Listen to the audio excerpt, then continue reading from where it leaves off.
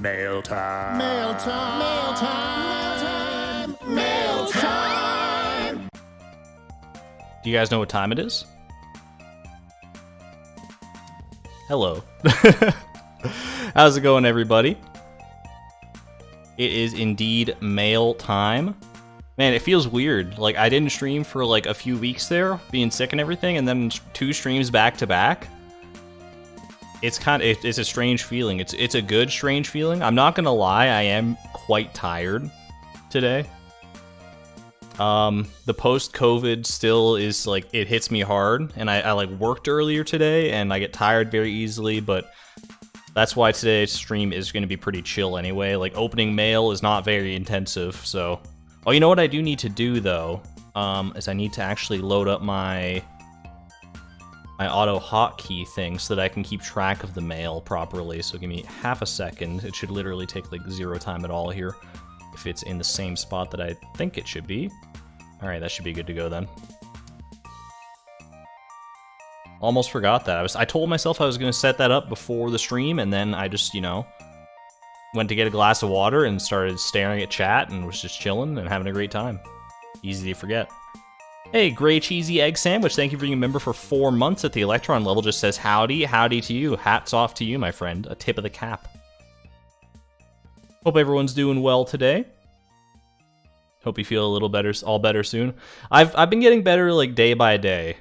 It's like for the longest time I had a cough lingering, and I don't really have that as much now, which was kind of my incentive to want to stop or to want to start streaming again, is because I didn't want to be like every other minute just coughing into the microphone. That's not a pleasant experience for me or for you. So now that that is mostly assuaged, I'm more than happy to be back in the saddle. Either way, I'm happy to be here. I'm happy to see familiar faces. We got lots of mods in chat today. I see Lisa, Zombo, Alyssa. Welcome, welcome. Nightbot, of course. Everyone say hi to Nightbot. Glad you're feeling better, Argon. Thank you very much. Thank you, Zenny. You sound great. I appreciate that. Do you know what the wild thing is? Like, I probably could sound a lot better if I actually got, you know, got productive and went and upgraded my microphone setup. I've literally been using the same microphone. It's like a headset microphone. It's not even like a professional Blue Yeti whatever, like a mounted actual microphone. It's the same headset microphone I've been using for the past like 8 years. And it works fine, but I'm sure it would sound a lot better if I actually, you know, took my own advice, do as I say, not as I do, and invested in some proper audio quality. It sounds really good, though. I'm amazed that it's lasted this long, honestly. Alright, I digress. It is officially, that's you know, the pre-stream over. I like to start the stream a few minutes early. Sweetwater. I still need to remember that one, Lisa. You keep mentioning me about Sweetwater. I need to actually look into that. Thank you very much. I usually like to start the stream a few minutes early, just to, you know, get a little pre-chat banter in here. And, I think it's time. I think it's time to get into the actual game, so let me load into Frugal Farm here, post-haste. Yeah, that's so cute, seeing, like, people... It's so awesome, because, like, so many people in the community haven't been able to chat either, because you only come to, like, the streams to chat, usually. I mean, you can always chat it up in the Discord, for sure, but it's more active in the actual, in the stream chats for sure. So seeing people like reconnect in the stream chats and being like, oh my gosh, I haven't seen you in so long. It's so fun. It's so cute. All right. Let me go ahead. Oh my gosh, Frugal Farm. It feels so weird. It feels so weird being on Frugal Farm after so long. But here I am. Let me bring you along for the ride. I think. It looks like a black screen to start off with here, but it should load in a second. Yeah, there we go. Oh, I think my music stopped, though. Okay, the music should be back now. My setup's all kinds of scuffed. I've been doing, like, recording and stuff. So these values on the side, in case you've forgotten, which most of you probably have, like me included, these are the values for how much mail we've gotten from every villager that can send mail. So you can see who is currently leading the pack. It is Sandy at 122, and farthest behind it's Emily. It's Emily at 64. That's almost literally half of what Sandy has sent. That's insane. Male is not created equal, apparently.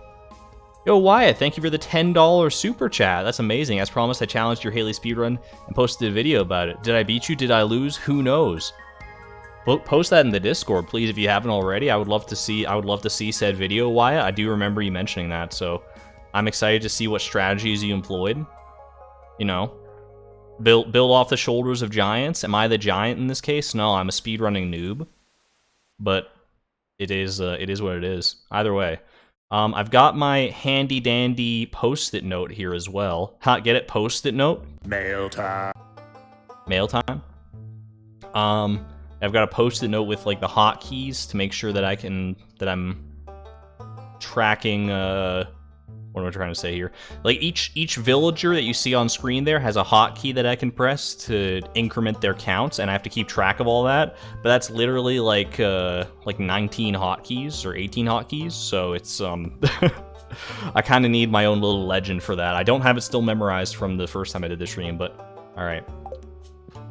Anyway, prismatic shard. We'll just leave that there. Haley would not be impressed. Tim Beeb, hello, good friend. Where's Krobus at? It's been so long since we've been on the farm. Krobus? What a madhouse. How did we let... Why is this house so insane? It's because we slept for 100+ years, and Krobus bought like 1 million pieces of furniture. I know that's the actual fact, but like looking at this place, it's like, man, the memories are actually like rampant here. Yes, please do not spam the alphabet in chat. There's Krobus. It's a rainy day. Do you like rainy days as much as I do, Chloe? The rain won't stop the mayo. Absolutely, Krobus. What a beautiful day. There he is. He's happy. We still got 14 hearts with our bud here. It's a great house. Thank you. It was built together. All right. So these are our current spoils for the male. This is chest numero uno and chest number 2 as well. This is currently what we have. I think we'll probably sell everything at the end of all the mail and just see how much it's worth to see if this is a good money-making strategy to sleep for 100 years and sell all the mail. You have to make friends with everybody first, so it's a little bit of a moot point anyway, but he's a happy boy, absolutely. All right, enough wasting time, enough dilly-dallying. Let's get to the mail, shall we? Absolutely. All right, who we got? Demetrius is first. Demetrius is a 3. I need to get back into the habit of how this is going to work. Linus is F2. The catfish, you love to see it. Caroline is number 1. I remember that from last time. It is in alphabetical order, which makes things a little more manageable. Pam is F5. Maybe I remember this a little better than I thought I would. Your friend Gus. Thank you, Gus. I like that he says your friend Gus. It's so he's so colloquial that way. Alright, Flower Dance. We don't count this because this is, Mayor Lewis would sweep the competition if we counted all these things from Mayor Lewis here. It just wouldn't be fair. So we're not going to count the like, basic notifications from Mayor Lewis. Mayor Lewis has his own mail that he sends, though. Harvey is an underrated character. Prove me wrong. I literally can't, Ranchlotl, because you're absolutely correct. Harvey is underrated, even by me. Like, I say that Harvey is an underrated character, and I wholeheartedly agree that Harvey's an underrated character, but then I, like, don't do anything to raise my esteem of Harvey. Oh, we went from, like, luau to... or Flower Dance to luau in, like, 2 pieces of mail. That was kind of crazy. Slow year for mail, I guess. Do we have a running total of rebates from Pierre's? Unfortunately not. There might have to be some math that goes into that. I didn't think about that before I started on this mail grind. Marnie with the hay. She sent so much hay. I don't even have any animals, Marnie. Where's Marnie on this list? She's F3, okay. Argon's voice plus the rain, I'll be asleep in no time. This is the true ASMR stream that everyone's been hoping for. That everyone's been asking about. Speaking of Pierre rebates, though, there's our first little bit. He's sending me so much freaking money. Actually wild. Marnie's F3. By the way, if you do happen to notice, like, are the counts going up, first and foremost, I should ask? Like, are the counts on the side actually going up? Do I have this configured properly? I started the auto hotkey script, but I haven't actually been paying attention, so I think they should be going up, but I haven't, but please let me know. And if I press the wrong key at any time like, increase, and I increase the wrong villager, we want this to be a completely fair competition. It's going up all right, happy to hear it. We want this to be a completely fair, unbiased competition. So if I accidentally hit, like, 5 when it's supposed to be George, which only makes sense to me, really, then please let me know. Post haste. Stonks. Stonks indeed, Karita. Harvey looks like my brother-in-law, which is the other reason I don't interact with him much. You know what? Fair. I think that's a pretty reasonable, pretty reasonable stance to take. It would also be weird to, like, go after him as a marriage candidate if he reminded you of someone that you're related to or who's in your family in some capacity. There's definitely some strange vibes going on there, so I can't blame you for that. But honestly, Harvey, like, he's just a nice guy, but that's kind of his downfall, right? Nice guys finish last. Where's that saying from? Is that a song lyric, or is that just, like, a thing people say, nice guys finish last? Pierre's F6. I'm in Teach Week for theater, so no, I won't be able to catch Thursday's stream. Sorry to hear that, Autumn. But it's actually isn't it Friday's stream? I think it's a Friday stream this week, so I don't know if that changes things for you, but there it is. Because I'm pretty sure I work my other job on Thursday. That's some serious mail. It's a lot of mail, ASACs, indeed. Like, the thumbnail is literally not a joke. We're in year 112. We're fighting through the mail from, I think we started our big sleep in year 20, or thereabouts, so it's a lot of mail. It's a lot of mail. Alright. And anytime we get to the, what is it, the Egg Festival mail from Mayor Lewis, that's how we know that we've tracked a whole new year. A whole new year. A new fantastic piece of mail. No one to lick my stamps. Alright, I'm gonna stop there because it could get a little... I'm not good at ad-libbing lyrics. Much as I might try to. You know, if at first you don't succeed, try again. How did all of this fit in your tiny mailbox? It's I don't know, it's a quantum mailbox of some kind. Asking the real questions. Egg year tracker? I should have had some kind of year tracker for sure. Clint the blacksmith. Oh, we had like this whole thing where Clint is like, we're getting Clint every single year for the Feast of the Winter Star as well, right? Secret friend is Clint because he's going to be our secret friend this year in year 112, but the game doesn't know how to interpret it. It doesn't like save the previous year's good secret friends, so can we get some 07s in chat for Clint? Actually, not 07s, just like, you know, maybe, you know, 07 is good enough. It gets the point across. Sorry, Clint. You're going to be missing out on a lot of gifts. The mailbox is its own pocket universe. I could attest. I could co-sign on that for sure. Although Clint doesn't seem too mad about it. Or at least maybe he's trying to bribe me, because he keeps sending me these gold bars and stuff. And I'm like, thank you, Clint, but I mean that's gonna significantly add to our final total of money when we actually sell all this mail stuff. So it's Kent is 9, so it's very much appreciated. Your mailbox is actually just a printer, like your email. I could see that too. There's our first year. Our first year of the stream has passed because of the Egg Festival right there. F6 is Pierre, I'm pretty sure. All right. Oh, I forgot I left my window open. I just felt like a gust of wind.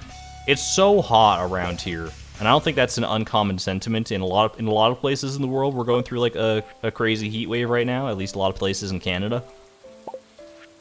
And here is no exception. It's not as bad today as it was, but it's still good enough to... It's still hot enough that I want to have the window open. I don't often have the window open during streams, though, just because it, like a rogue gust of wind could blow into the microphone and just totally botch the audio quality. But I don't think it's that windy today anyway, so I'm not concerned. Let me know if it does sound like very strange, though. Jolene, thank you for being a member for 3 months at the Electron level. Happy to see you healthy and streaming again. 07 to you as well. Thank you very much. I appreciate it. It feels very, very nice to be back at it, honestly. Like, indescribably nice. Like I mentioned at the start of the stream that I was feeling pretty tired today from my post-COVID blues and also having worked my other job earlier in the day. But the moment I started streaming and started talking, interacting with you guys, it's like a switch has flipped. Like, I'm suddenly more full of energy than ever, and it's amazing how, like, doing something that you love as much as this can really, even if you're at your, like, worst, at your lowest point energy-wise, and you can just keep going because it's like, man, I love to do this. I think this is the first piece of mail from Linus in a hot minute.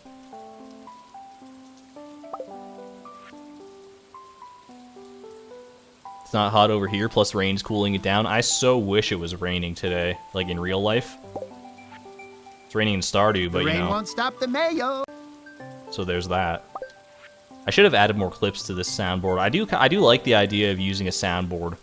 It seems like a lot of fun, but I need to like figure out more fun clips to add to it to make it more versatile and usable for things other than just these mail streams.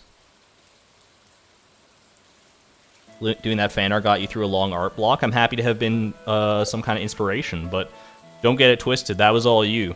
Like, I'm here to... I may have inspired you in some capacity, but only you could have gotten past that art block, so congratulations to you. That's entirely your accomplishment.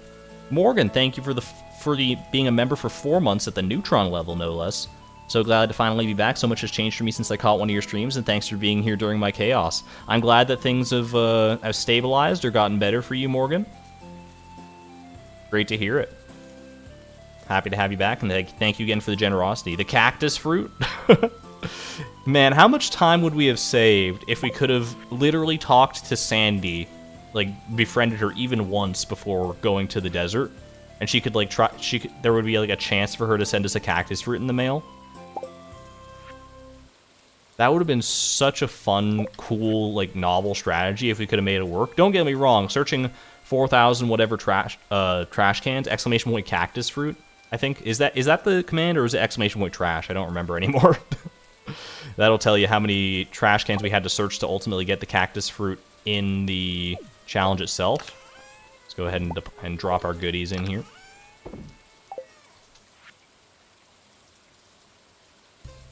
It took so long. 4,778 trash cans, according to Nightbot, is how long it took to actually get the cactus fruit in the run.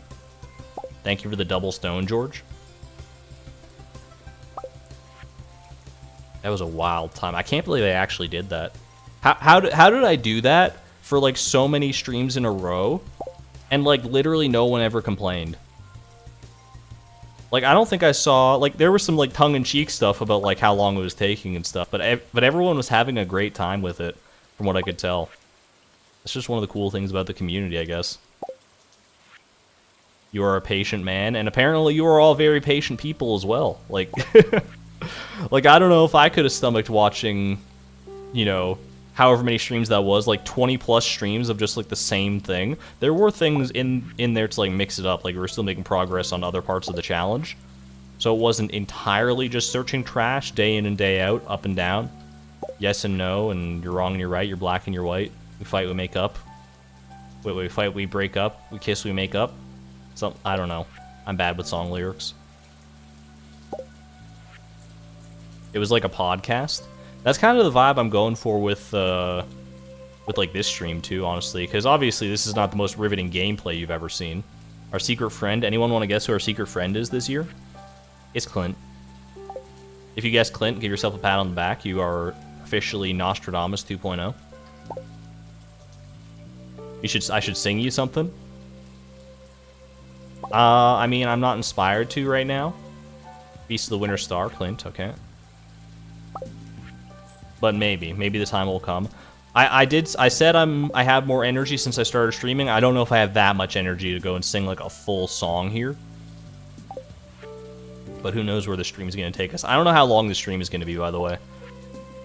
You may have noticed on the stream schedule that I posted on the community tab and in the Discord that I have starting times for the stream, but I don't have ending times for the streams. And that's purposeful, because I want to leave like the length of streams. I don't want them to be set in stone as often anymore. Fireworks, by the way. Firework emojis in chat. We just made it to a new year. Happy New Year.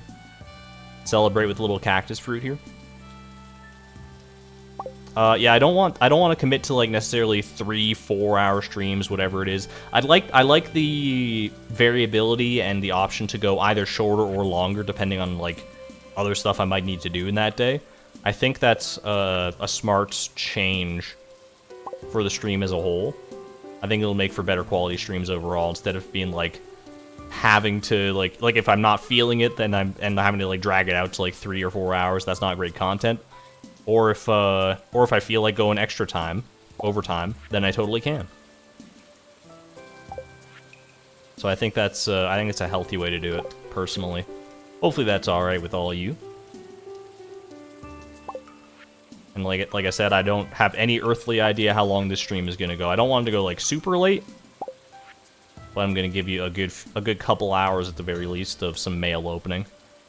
Does anyone remember how many years of mail we had gone through in the first stream? I know that's a tall order to try and remember that far back. And I of all people should be the one to actually have remembered that or have gone to like look up that stat. But Jody is number 8. Sounds like a good way to go. I think so too, yeah. I'm here for it, at least one. Yeah, I can there will be the very rare time that a stream will go like less than 2 hours probably. I think 2 hours is the bare minimum that I want to shoot for, but having the option to dip out early if I really need to is always nice too. More than 8? It was more than 8 years. I mean, it was like 20 something years that we did in the first stream, right? It was like 20 to 30 years worth of mail that we got through. It was a pretty significant dent. I don't think that we're going to get through all the rest of the mail in this stream necessarily, but I think if I do this stream for long enough, if I do a long enough one this time, then we could probably clutch it out in just one more stream after this. I don't know. Part of me is very excited to just be surprised when I finally click the mailbox and it's like, you don't have any mail. No mail unread. It's gonna be a very cathartic moment, honestly.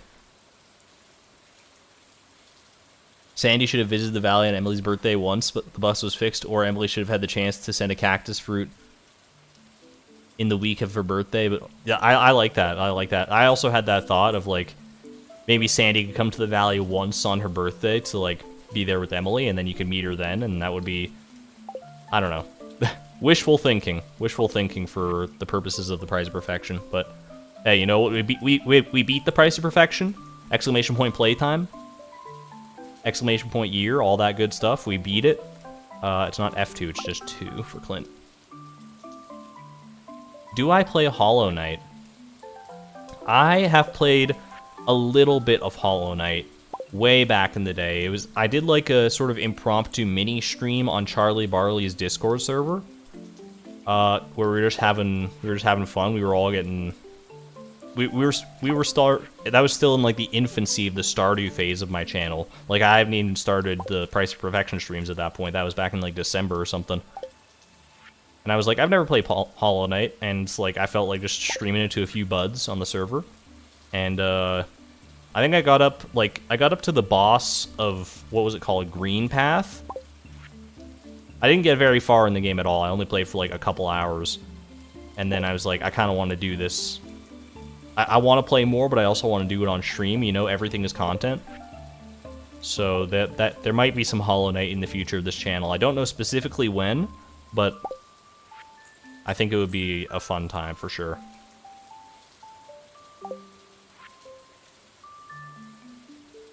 Exclamation point jelly. You saw a Moonlight Jelly. I don't think we've had any new rare green jellies since starting up the streams again yesterday. Which, I mean, is to be expected. It's like a 1 in 1,000 chance, right? It was called Green Path. Moss Boss Big Boy? I don't remember the Moss Boss. It was like another version of the Knight. Like it was that boss. I don't know what that was. I forget what the name of the boss was, but it was like another version of me in the game. Hey, Noel, how you doing? Shalom indeed, shalom. Welcome, welcome, good to see you. Alright, Pam is a little F5 action.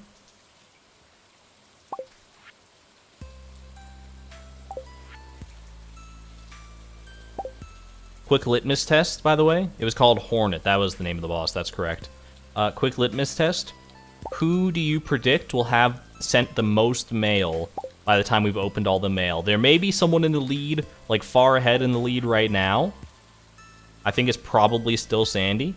But keep in mind, we still have a long way to go as far as mail goes, so it could turn around for just about anybody, except probably Emily. I think she's being left in the dust. She's upset with me for having slept for 100 years and neglected her sister when I let her on for so long. And you know what? I honestly can't blame her. Jody took the lead? Really? Didn't Jody had such like a slow start? I remember that from the previous stream. That's surprising if Jody's in the lead right now.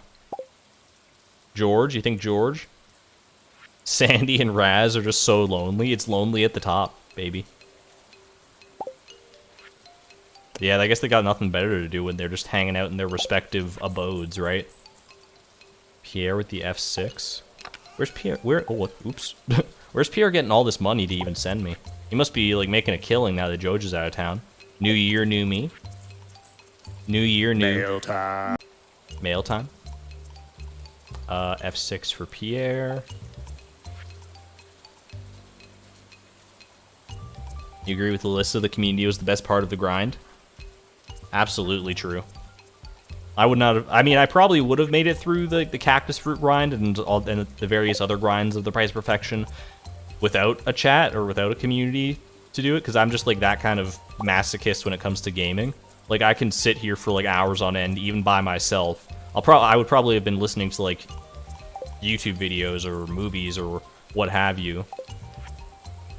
But the community made it so much more bearable and so much more fun. It was, like, just... There's no contest. Like, that's by far the best way to get through a grind like that, is to have friends there. Friends and supporters and just a fun community to joke and laugh and mess around with. And eventually get that cathartic release of the cactus fruit, you know? It was a great time. Great memories, and hopefully many more fun memories to be made in the future. I'm looking forward to it. I got more things planned still, so keep an eye out. New Year, same mail. Do you think there's any possible gifts in the mail that we haven't gotten yet? Because, like, everyone has a chance to send, like, various different items.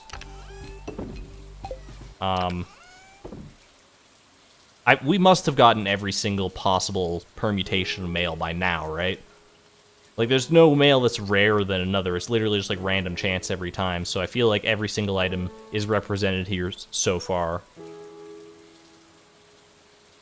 I would have died if I had to do the 100-year sleep. I'm not gonna lie. I said it, like... when it was happening, and I'll say it again now, is that the 100-year sleep, when I realized what that entailed and, like, the insanity of that, exclamation point optimism, it dropped below 100% for the first time in recorded history. Even though, but thankfully it wasn't a command at the time, so it actually didn't drop below 100%, not, you know, it wasn't something you could track.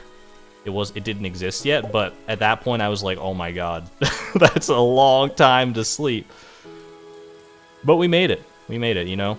Sometimes you can feel daunted by something like that, by like, man, that's a heck of a grind, like, that's gonna take so long, and that's true of, like, things in games and things in real life, too. It's like, oh man. Like, just going to college, for instance, or something, it's like, that's a long time commitment. It's a lot of time, a lot of money, a lot of whatever, a lot of energy. But it all starts with the first step. It all starts with a single step, right? You just take one step after another, and before you know it, you're on that podium, grabbing the diploma, throwing your hat up in the air, having it land in your face. You have to go to the emergency room. Or was that just me? Not a true story, by the way. I just imagine that those graduation caps could make a deadly weapon if the situation arose. They're pretty, like, sharp-edged. Happy birthday? Whose birthday is in here? Dawn Time, thank you for being a member for 4 months at the Positron level. Today is your birthday. I'm so glad you're streaming today. Well, happy birthday, first of all. My goodness, thank you so much. I'm happy to be a part of it in some capacity. What kind of cake did you eat, if any, or what kind of dinner? Did you get any cool presents? Let the people want to know. The people need to know. Unless you don't feel like sharing. I mean, it's your birthday, so you can basically do whatever you want. You can just tell me to screw off. But no, seriously, happy birthday. Your graduation went a lot different than mine. I, like, barely remember my graduation. I only had a high school graduation. I never went... I mean, I did go to, like, a year of university. But then I decided it wasn't really for me and dipped out early before I got, you know, too sunk into it. Which I think was a smart move. For me personally. It's not the right move for everybody, but you gotta know yourself. But yeah, my high school graduation, I literally barely remember it. There was like an after grad party that I just didn't go to because I didn't think I would have fun. And I don't really regret that decision, honestly. Part of me thought that I might regret it, like, in the future, but I don't. It would have just been a lot of, like, drunk pseudo-adults, basically. Like basically teenagers in adult costumes. Which is kind of what we all are, for a little while at least. I still feel like I'm in that same boat. I have somewhat of a similar mindset to what I had when I was like a teenager, when I was a late teen. I haven't changed. I've changed, but I haven't changed like dramatically, I don't think. You're collecting all the hats in the game. You only need 3 more. I'm gonna guess the 3 hats you need, GG. If we're talking Stardew Valley here, you probably need the Perfection hat, the Living hat, and the Elegant Turban, like that black turban, the Elegant Turban. Those are the 3 that I'm gonna guess that you need. Am I on the money with any of those? How much does Linus have exactly? What's Linus at right now? Linus is at 104. 104 pieces of mail from Linus. The Concerned Ape mask.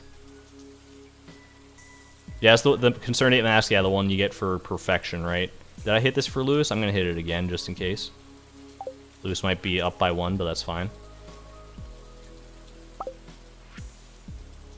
Magic Cowboy hat. Dark Cowboy hat. Stupid Emily hat. And Stupid Mushroom hat. So Emily's... So I literally got 0 out of 3 correct, which is unfortunate. Hello, Zombie. So you actually have the Living hat. So you either got insanely lucky or you grinded for a while for that one. So congratulations on that. The Mushroom hat, I think I actually have that on Frugal Farm, don't I? After chopping down like so many mushroom trees. I'm pretty sure we did get the Mushroom hat. And Emily's hat, that's just Emily's 14 heart event, so you just have to marry her and get her up. That shouldn't be too hard, right? Or is there more that goes into it that I'm not privy to? I don't know, I've never married Emily, so couldn't tell you. Dark Cowboy hat. That one's from Skull Cavern Treasure Room, so that's just kind of luck of the draw, right?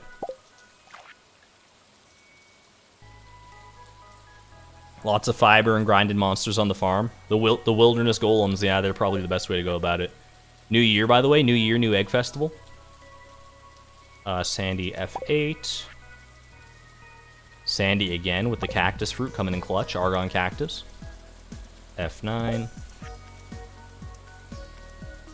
You get it in a heart event. What's the mushroom hat? Isn't the mushroom hat, I think it's like a 1% chance to get it from chopping down a mushroom tree. Let me go, because I'm pretty sure I did get it when I was chopping down all those mushroom trees after sleeping for so long. Don't I have I have like a dresser now. Yeah, I got this oak dresser to store all my clothes. Hats. Isn't the mushroom hat in here? So many hats. So many hats. Elegant Turban. Garbage hats. Just a full wall of garbage hats. You love to see it. Mushroom hat. Where's the mushroom? Maybe I didn't get the mushroom hat, or did I skip over it?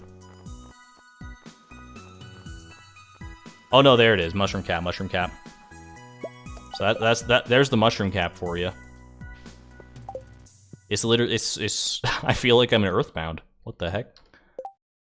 We gotta keep on the official cap. It even literally says, looks like it belonged to a postman.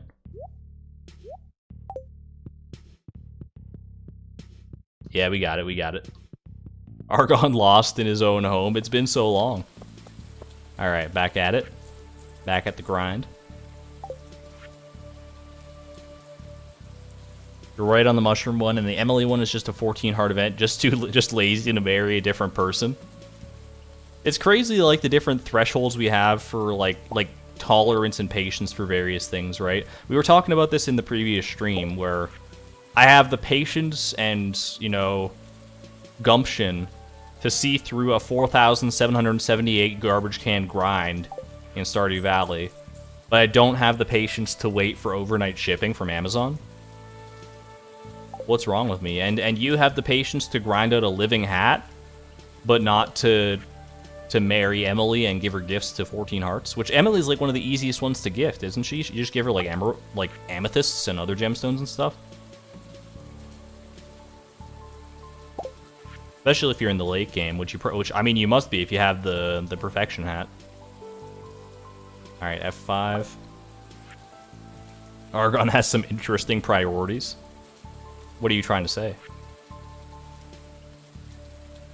Chilling with Mr. Postman. Mail time. Mail time. We just got a letter. We just got a letter. We just got a letter. I wonder who it's from. This one's from Pierre. He's sending us more money. What a nice guy.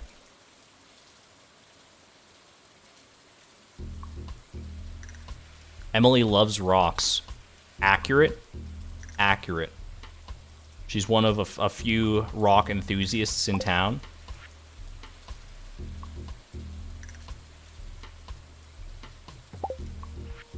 Gemstones are very good gifts. There's like a lot of people who like gemstones, I'm pretty sure.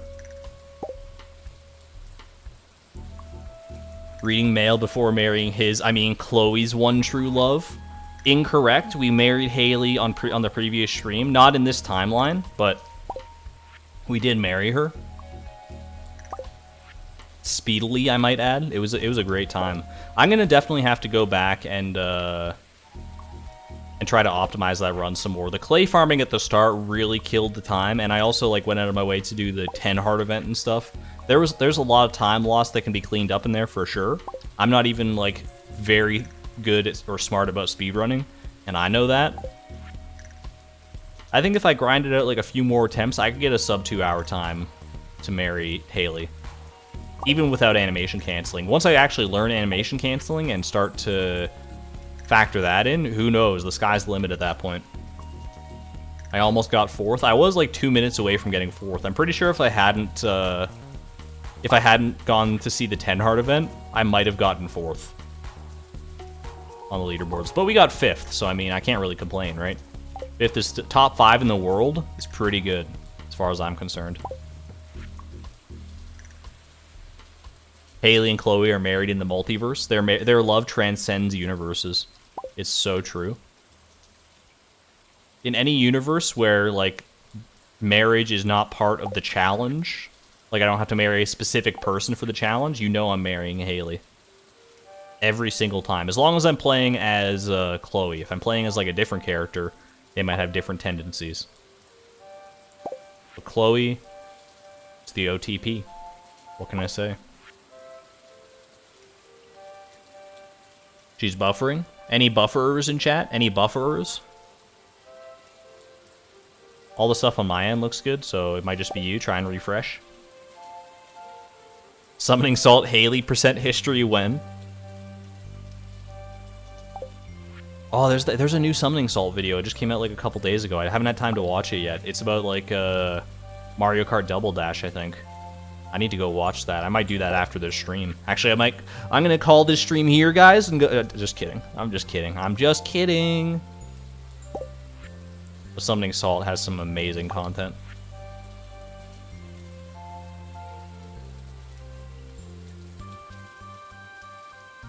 Do we have a total mail count? Unfortunately not. I didn't have the foresight to set up a total mail counter. But you can do some math and probably figure out a close approximation. We'll once we've opened up all the mail, we'll definitely do the appropriate math required to figure out what the total mail count is.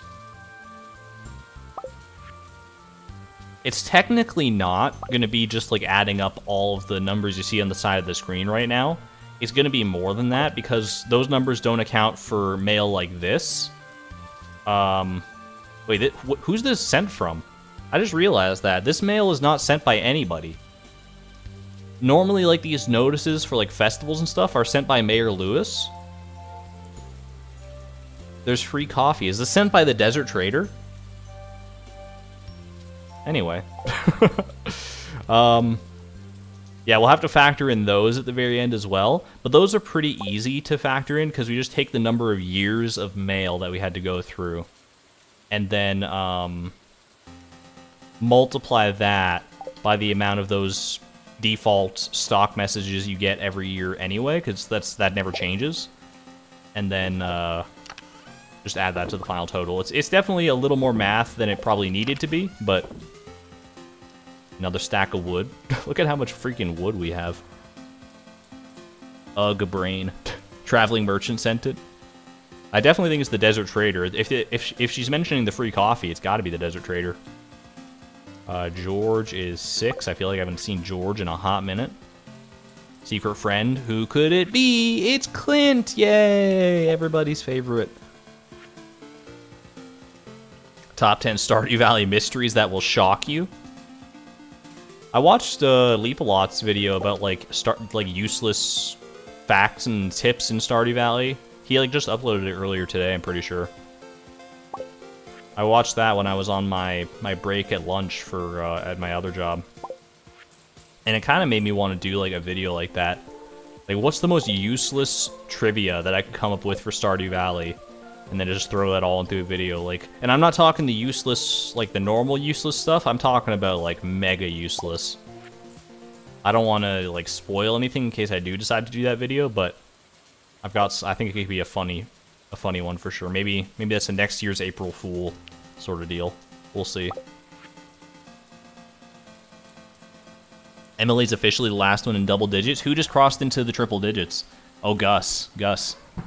Congratulations, Gus. Emily's still got a ways to go to catch up into the triple digits, that's for sure. My God. Alright. Have a good one there, Autumn. Time to lurk and work on my Price of Perfection animatic. Yeah, I saw that mentioned in the Discord that there's like a Price of Perfection animatic in the works, and I am just floored. Like, I literally have no words. Like an animatic, that sounds like there's so much work that goes into something like that. Like a lot of work goes into any piece of fan art, and all the pieces of fan art that we shared on here obviously had a lot of time and effort and love put into them. But an animatic is just like a whole nother level. That's insane. I'm very excited to see the final product of that. No rush, of course, but New Year, New Egg Festival. Gonna be very cool to see. I believe, not believe. You're a believer. Is that what they call like fans of Justin Bieber? Believers? That's like buried somewhere deep in my brain. What's an animatic? Hold on, I don't think my music is shuffled because we just got like 3 Prairie King songs in a row. Not that I'm complaining, mind you. You know what, the load game theme? I can jive with that. Oops. An animatic, to my understanding. Did I hit this for Pam? I don't think I did. To my understanding, an animatic is like the rough draft of an animated sequence. Like when they're making an animated movie or an animated video, whatever, any kind of animation that you're doing. It's like it's almost like a storyboard kind of thing, but it's like a storyboard set to like the sound of whatever you're animating. I don't know, if you look up animatics, they're pretty popular on YouTube nowadays. You can find animatics for all sorts of things, and you'll sort of get the gist of what to expect.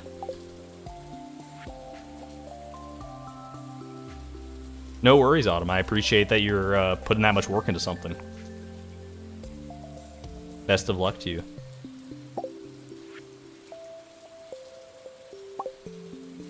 Real quick, I can feel a cough coming on, so I'm gonna mute the microphone so you guys don't get Your ears don't get blown out by this.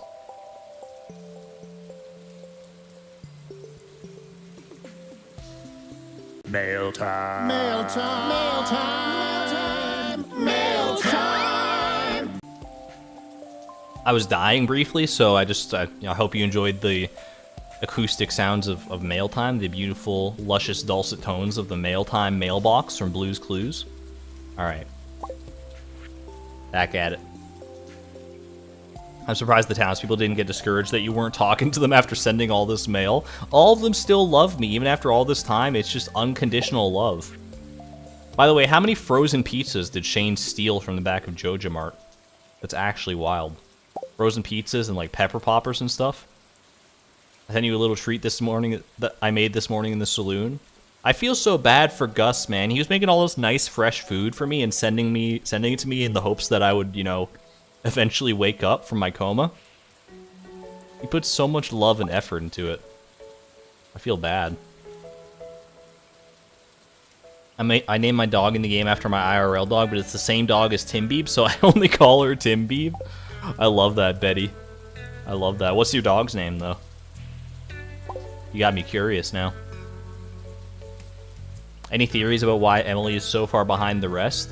The thing that makes the most sense is that, like, marriage candidates can only get up to 8 hearts, whereas everyone else can get up to 10 hearts. And the heart level does determine how frequently they send you mail. But that doesn't really make sense, right? Because what's Shane at? Because Shane is also a marriage candidate, but he's at, like, 121 right now. So I don't know why he's so far ahead of Emily, or if that just happens to be like a weird luck of the draw, or Shane's some kind of weird special case. I don't know. I don't have a great answer for that, but that's the only postulate that I can give you. But the true lore is that she was bitter about the fact that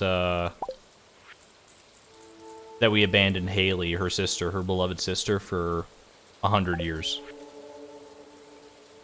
So she's just not sending us... She's still a friendly, nice person, so she wants to send us gifts in the mail every so often. Maybe in the hopes that it'll coax us out of our house to go and, you know, rekindle our love. But she's not so nice, so, like, you know... I mean, she's still bitter about it, so, like... You get what I'm saying. Where's Blade when you need him? I'm pretty sure Blade did confirm that, actually, in the first stream we did of this, because Blade was in here for a hot second during our first mail opening stream. Yeah, exactly. It's exactly what Llama said. Emily's mad because you seduced her sister for years and then had this weird shadow guy from the sewers move in with you. From her perspective, that's like literally exactly what happened. Except I don't think she even knows about Krobus, because Krobus is meant to be a secret. Do you think Krobus' existence to the rest of the townspeople is actually a secret? Or do you think that Krobus, like, blows it way out of proportion? He's like, the townspeople can never know that I'm here, that I'm living in town, but everyone in town, like, already knows, and Krobus is just oblivious to that fact. I kind of like that interpretation more than his existence being an actual secret.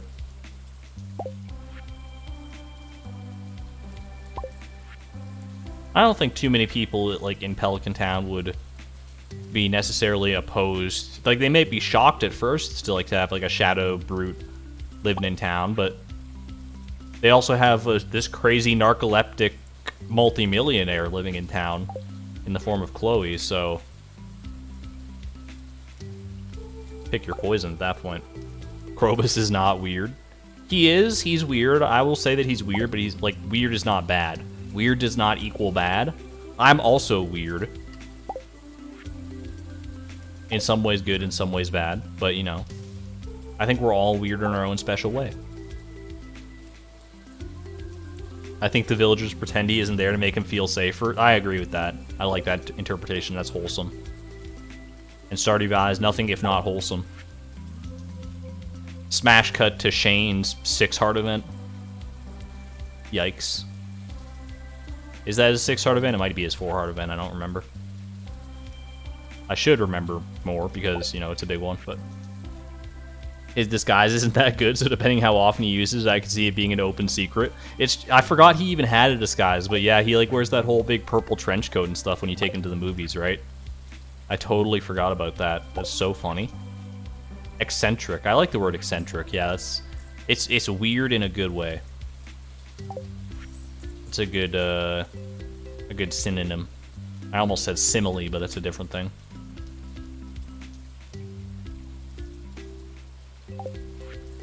Is there ever a good reason to use the word simile to describe anything when metaphor does the same job but better?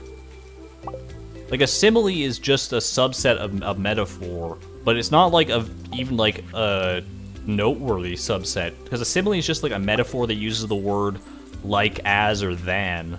But that's like every metaphor. Not every metaphor, but I don't know. It just feels like a weird classification of grammar. It's one of the many weird rules of grammar. So maybe I shouldn't be singling it out, but gosh darn it, it bothers me, so I'm gonna single it out. Incorrect. Noel, please educate me. What is the correct interpretation of this? I think by the 6-heart event, Shane has switched to sparkling water. That sounds correct. I think it's probably his 4-heart event. Robin with the F7. Egg Festival, new year, new Egg Festival. I think this is like 4 or 5 years so far this stream.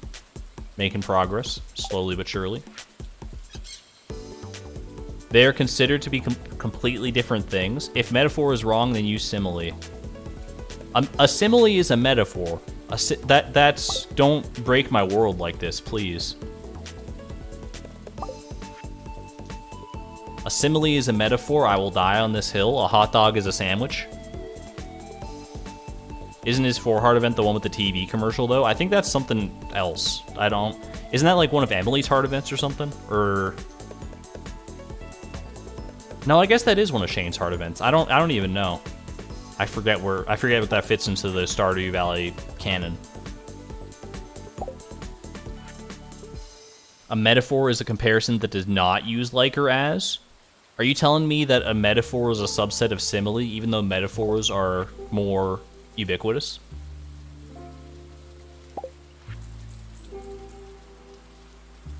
The nomenclature is baffling, to say the least. A simile is comparison, does, and is more surface level.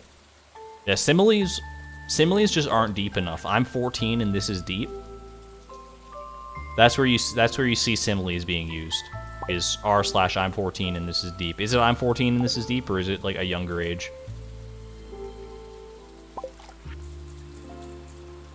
I like your funny words, Magic Man. Why, thank you.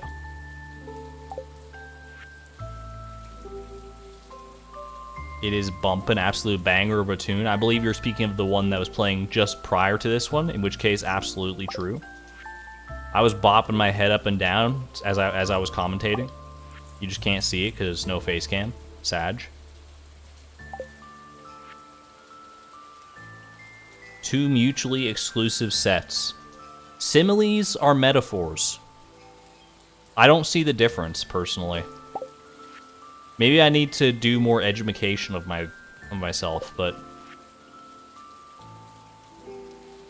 I don't know. You got me questioning the very foundation of my linguistic knowledge. Like, similes and metaphors, that's like one of the first things I learned in school that I committed to memory as far as like grammar and stuff goes.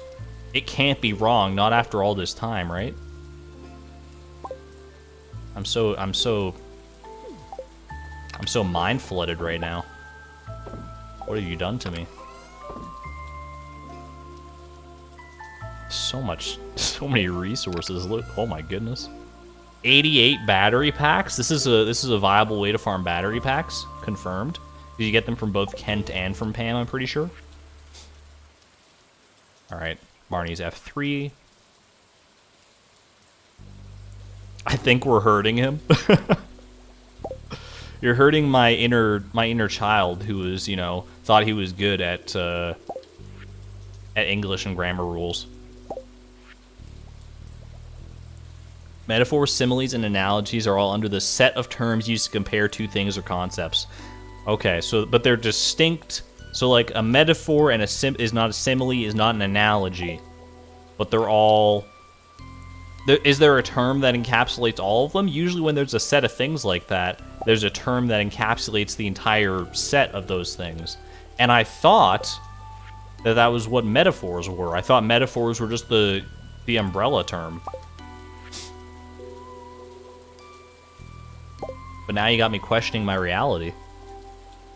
Metaphors become similes if like or as is used. If not, it's a metaphor.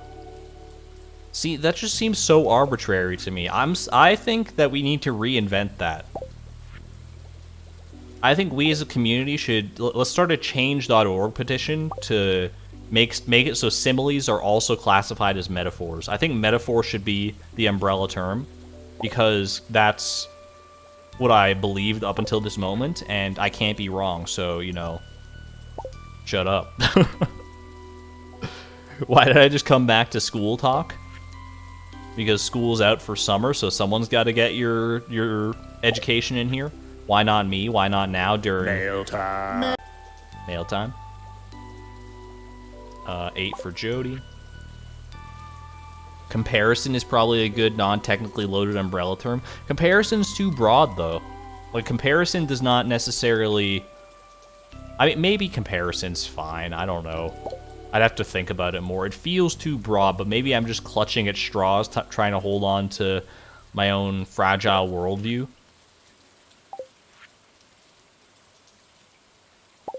Maybe I just need to accept that I was wrong.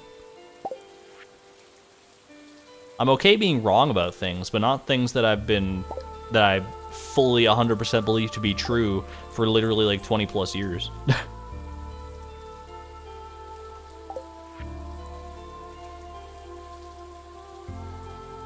I mean, at the same time, I don't think it really matters that much. I don't think that if I were to see a simile and call it a metaphor, I don't think I'm gonna get someone, like, bang on my door like that, like, hey, Mr. Matrix, you just broke the grammar rules. It's the grammar police. We're coming in. Like, the grammar SWAT team, I don't think they're gonna come after me. I don't think literally anybody's gonna care or notice. Except people in chat now that I pointed it out, but, you know, y'all are a different beast, so. FBI, open up. New Year, New Egg Festival. Love to see it. They never learned, weren't paying attention that day in school. Figures of speech. I mean, I think everyone had sick days during school, and I was no exception, and I always, like, wonder, because you get sort of a brief summary of what happened when you were sick, and you, like, get back to school, and you get the homework that you might have missed or whatever. But I always wonder, like, what did I not learn that I was supposed to learn on that day in school? Because the brief recaps can only get you so far. Like, is there any necessary, concrete information that I just missed because I happen to have the flu that week? I don't know, because, like, how would I know? Until it gets brought up at some point, I guess, by someone else, and I'm like, what the heck are you even talking about? But that hasn't happened yet, so I think I might be good. I think I might have dodged that bullet. But there are people that I know that are like, they don't know what the difference between like verbs, nouns, and adjectives is. Because either they like weren't paying attention, or they were sick, or who knows. And that's just baffling to me. That people could like, I just know what a noun and an adjective and a verb and all that stuff are, and I take it for granted that everyone else does, because it seems like such basic knowledge to me. But I guess I'm speaking from a place of privilege to a certain extent there.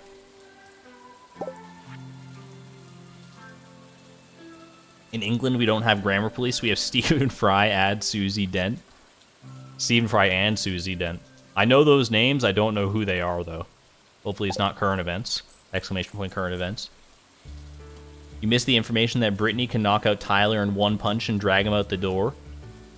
That's what it always feels like to me. I don't understand this reference. But go off, Karita. I appreciate it. I skipped about a quarter to half of my final high school year due to illness, and I'm pretty sure I missed a lot of anatomy lessons. I definitely missed a lot of anatomy lessons because I didn't take biology. But that was a choice on my part, so no harm, no foul.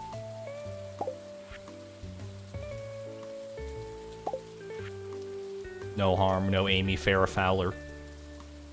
Isn't that a character from The Big Bang Theory? Why do I know that? I've watched like 4 episodes of The Big Bang Theory ever, like 12 years ago or something. I don't know, it's just a name that sticks out in my head. It's a memorable name, I guess. Hey there, Fiona. Welcome, welcome.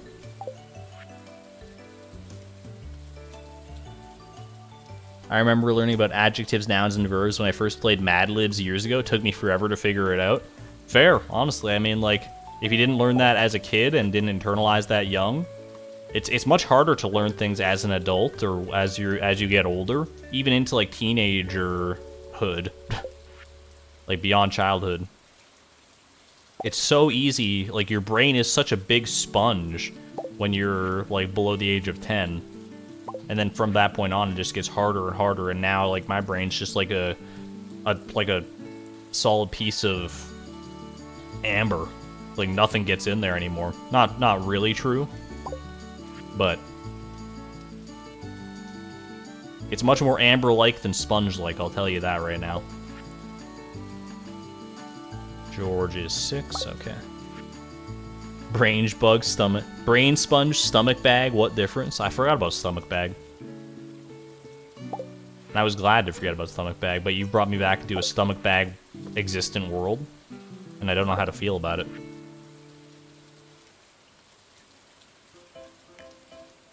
Mad Libs is a very valid way to learn those. Mad Libs is fun. Is there like an online version of Mad Libs that we could play on stream at some point? There's gotta be. I mean, I've never gone and looked it up. I literally haven't, like, I've played Mad Libs a few times and I always had fun with it, but I've never done a digital version of Mad Libs. It's always been like pen and paper, the old school version.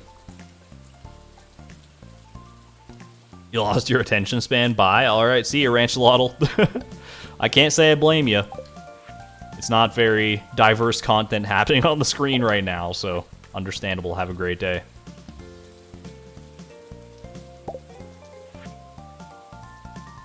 Like, what's the best form of Mad Libs on... Is there a good form of Mad Libs on the internet that's, like, popular? There's probably, like, a Jackbox, like a weird Jackbox interpretation of Mad Libs. That's, like, goofy gaffs or something. Is Mad Libs a North American thing? Maybe. I honestly don't know. I live in North America, so North American things, to me, are just things for the most part. There are some things that I know as being, like, specifically North American or European or whatever. Like the letter U in color. I've always spelled color with a U, but many people around me don't, even though I think it's like the common way that's taught in Canada, but many Canadians are like Americanized too via the internet and stuff, so who knows? See you in a bit, Noel. Enjoy your dinner. They rap Mad Libs. Someone should make Stardew Valley Mad Libs. Maybe I'll do it. That would be fun, Power Raptor. That sounds like an Unsurpassable Zed stream waiting to happen, honestly. At least part of an Unsurpassable Zed stream. I like that little... Is that the fishing sound in this song that we're listening to right now? Like, when it switches to like that fast-paced piano or whatever it is, like it's like the fishing, like you've just hooked a fish sound that happens to transition that. That's such like a clever and fun use of that sound. I like that. Good on you, Concerned Ape. That's some creativity right there. Zed, I'm Canadian, and even I don't say that. We don't need to get into the Zed versus Z discussion again. I've already, you know, laid out the groundwork. Zed is the objectively correct way to say it. And if you say Z, like, I'll still know what you mean, but I'll also know in my head, like, you're wrong. So if you're okay living in that reality, by all means, keep saying Z. But if you want to be, like, correct, like, true to the universe, you gotta say Zed. That's all there is to it. Case closed, conversation shut. I'm dusting my hands of it now.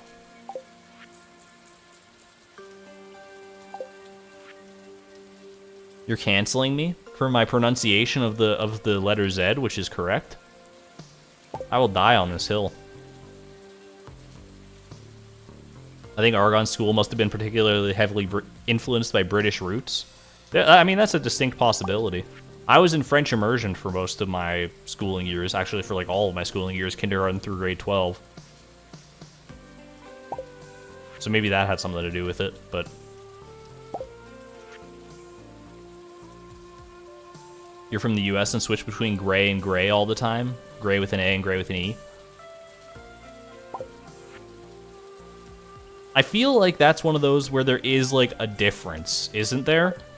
Like, that one's not just a spelling difference. I feel like gray with an A and gray with an E, they might be slightly different colors. Or maybe that's just copium. I honestly don't know. But I always lump that one into, like, the same camp as further and farther. Like, further and farther, you might think they're, like, interchangeable terms, but they're technically not, right? Like, further and, like, farther... Farther refers to more, like, literal distance, and further refers to, like, metaphorical, like, implied distance, like, depth of something. It's a weird distinction, but I'm pretty sure that that is the difference. Same color, different spelling? But we could make it not so. I think gray with an E should be slightly darker than gray with an A. Like one little pixel darker. Like you know those sliders of the color? Just slide it one pixel closer towards black than white, and you got yourself gray with an E as opposed to gray with an A. I think that's a reasonable conclusion to make. Gray with an A is more American, gray with an E is more English, all I really know.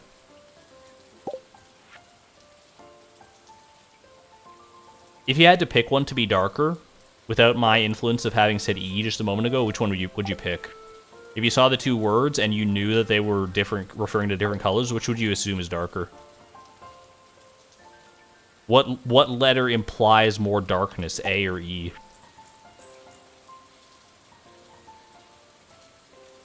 And other nonsensical conversations with Argon. So that's part of the fun, right? That's part of the brand at this point.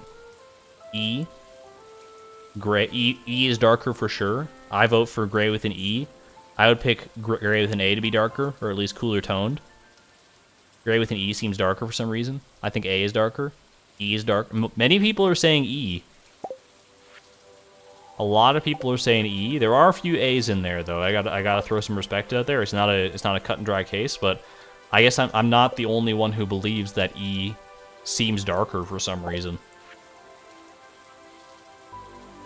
I wonder where that comes from. There's got to be like a good reason for that.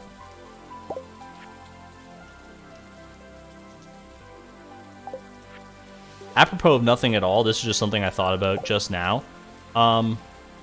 When I got off of work today, and I was like going through the parking lot.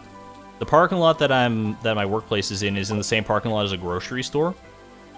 And when I was like walking to my car to drive home, I saw a lady in the parking lot, and she was walking away from the grocery store, and in her hand she had like 2 trays stacked on top of each other. And they were like these the clear plastic trays. Circular trays. One of them had like a nice looking cupcake in it, and the other one beneath it had like a full cake in it, like she was getting ready for some kind of party or something. And when I saw that, I just had like the most malevolent, mischievous urge to be like, I could just run over there and like smack those out of her hand onto the ground.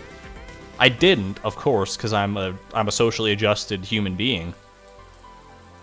But what is that? What is there like a word for that kind of urge? To like just like do something mean just because you can and see what happens?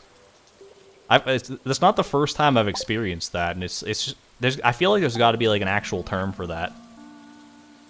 Argon Gremlin arc? You ain't seen nothing yet. Flashbacks to the lava eel. Intrusive thoughts. I always felt like intrusive thoughts were like slightly different categorically than that. But I guess not. Now that I'm thinking about how I would actually define an intrusive thought, that makes a lot of sense. The Call of the Void. Some different type of intrusive thought. It's a very, very mischievous, evil intrusive thought. But as long as you don't act on those impulses, you're good. It's when you start to act on those impulses, that's how you become a, like, serial murderer.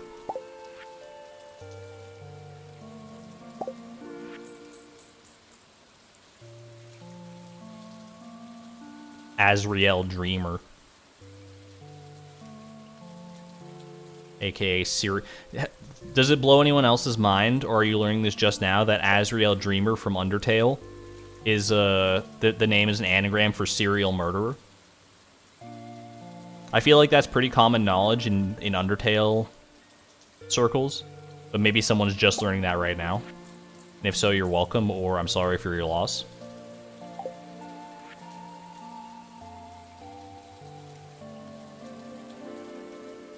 New year, new egg festival. Oh wait, really? I never knew that. I thought that was like a common Undertale factoid. That's one of those things you'd see in like a BuzzFeed video, like 50 things you didn't know about Undertale. Maybe I'm the only one who watches those kind of videos though. Sans is an anagram for Nass. It's almost Ness. Coincidence? Yeah, probably. Shane is a little F9 action.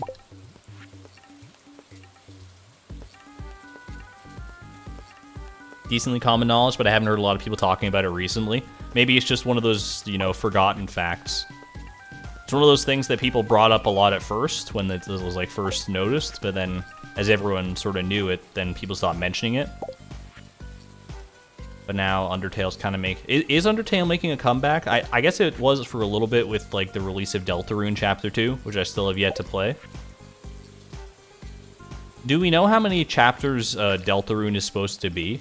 I haven't been keeping up with the news on that front at all. But I wonder if Toby has confirmed or denied that. This music is bumping. Hard agree. Very good, very easily overlooked tune right here. 7 chapters? That sounds about right. That sounds... For some reason, I feel like I might have seen a tweet like that at some point in the past, like, 5 years. And somehow internalized it in the back of my brain, sponge/amber. 7 chapters. Please play it. I played chapter 1 and I had a great time. But I feel like I can't play chapter 2 until I beat Jevil. I haven't beaten... Is that what his name is? Jevil? Like the Jester Devil? Very clever, Toby. You've done it again.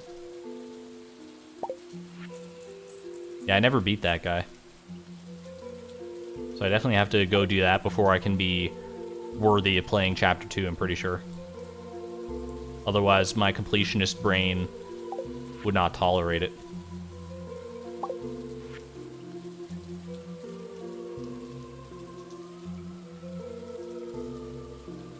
I'd love to see a chapter 2 stream. That would be so fun.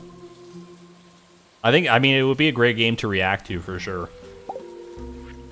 Case in point, go watch Charlie Varley's Undertale video. It was a fantastic time. Seeing anyone react to Undertale for the first time is a treat in and of itself. And the fact that it was Charlie, so you know it's good content, was just the cherry on top of that sundae. Chapter 2 is better according to most people. Interesting. I thought Chapter 1 was, like, pretty good, so if Chapter 2 is better, I'm looking forward to that. It makes sense that Chapter 2 would be probably better in most people's estimation, I think. It kind of goes contrary. I mean, I guess this makes sense in what I'm about to say makes sense. Yeah, I was about to bring up a point, but I realized that it's not even, like, a very good point. I was going to say that, like, why do sequels to movies often people malign them more than the original movie? Like, they think they're worse most of the time. But, like, the early chapters of a book or something like that, or a game or whatever, often are people's least favorite compared to like the later chapters, but that makes like perfect sense, right? Because the early chapters, you have to build character, build the world. A lot of it's very slow going. Some do it better than others, and you can do like fast-paced stuff. And I'm sure there are examples of books and movies and things where like the early parts are some of the best parts, or some of people's favorite parts. But by and large, you're waiting for that payoff, right? Chapter 1 had some troubled production. Charlie came so close to naming herself Chara and going with the genocide by accident. It was great. I didn't even think about the name. That would have been very funny.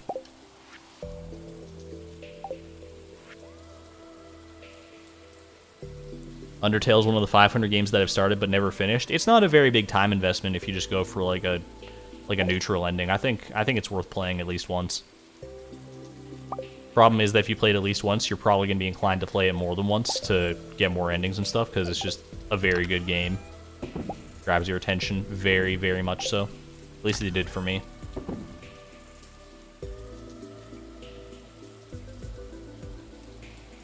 I was saved from the genocide run by being such a softie for lesbians, and I felt horrible about the scientist pining over the chick I already killed. I never even thought about that. I've done the genocide run one time because I wanted to fight Sans. But I was a coward. I did the ultimate coward play for the genocide run where I had already done a pure pacifist run on like my own account, my own Steam account.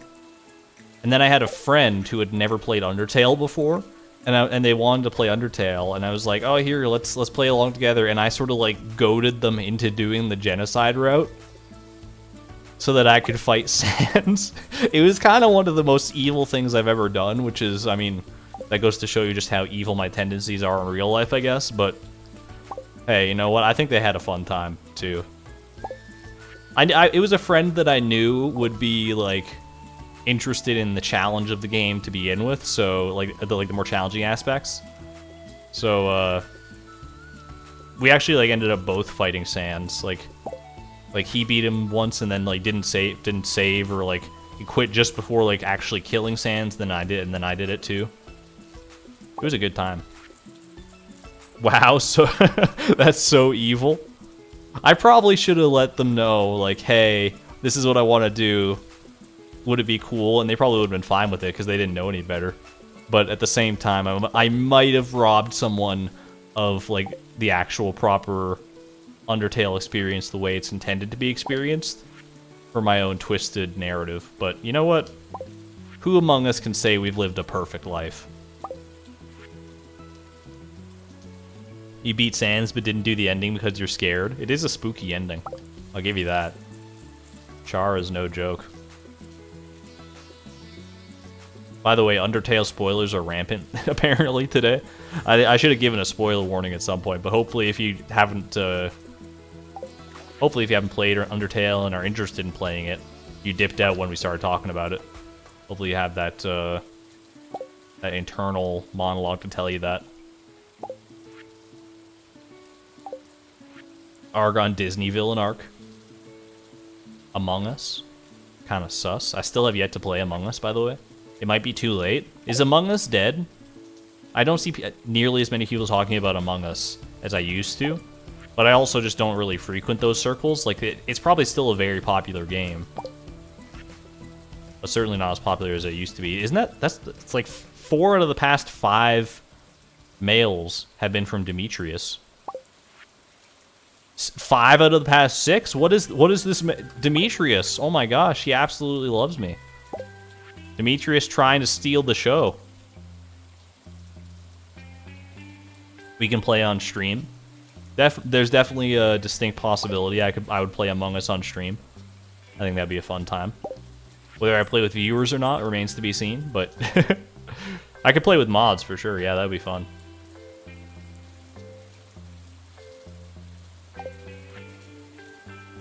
Do an Among Us stream, Among Us with random viewers. I don't know if I'd want to do it with random viewers to start with, I feel like I'd want to do it with people that I know and trust to, like, sort of ease me into it. And then maybe we could branch out to more random viewers. Not that I don't, like, trust most of my community, but I trust the community kind of as a whole. On an individual level, you know, you got to be a little more careful. But by and large, yeah, you guys are great. Don't worry about it. Give yourselves a good clean pat on the back. Funny number viewer count? Heck yeah.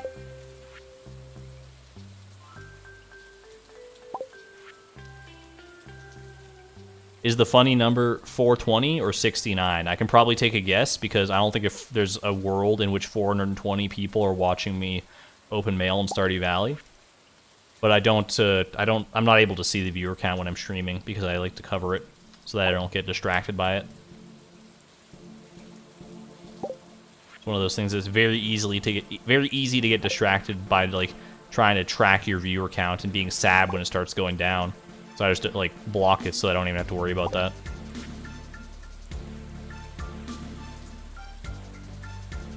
I also love some spoilers, so even if we did talk passive at deets, it'd be cool. Spoilers are tough because, like, you gotta be wary of so many different people's expectations, and you gotta kind of cater to the lowest common denominator of, like, what spoilers people will tolerate. And usually that denominator ends up being 0. Like, there's bound to be at least a few people in chat that don't want spoilers for anything. And if it's something as good as Undertale or a similarly beloved media property, then I'm willing to acquiesce to that. But if you're in here expecting me to go, like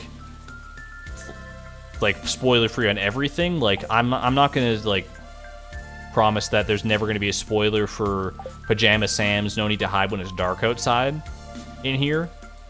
You're just gonna have to live with the fact that that could come up at any point. Except that I don't really know much about the game. I played it as a kid and I didn't internalize it, so it's there's not really much of a chance for me to spoil. Yo, oh my goodness, Dragonatia 777. Thank you very much for the $20 super chat. That's so generous. Hi Argon, I've been watching every single VOD. It turns out it's taken a very long time to do that. That's an understatement for sure. What a trooper. I've just wanted to let you know that your content got me through a pretty bad depressive episode and makes me happy. Trans rights. Trans rights, absolutely. More power to you. And I'm sorry to hear that you were struggling with a depressive episode. I've been there, believe me. I've been through some rough patches myself, and while I may have helped you in some capacity to get over it, I want you to know that ultimately it all came down to you, and you were strong enough to get through it on your own. So, or with the help of friends and family and whatever you needed. But at the end of the day, it came down to you, and you were strong enough to do that yourself. So, kudos to you. Get some Argon love for Dragonatia. Also, trans rights, absolutely. Absolutely true. I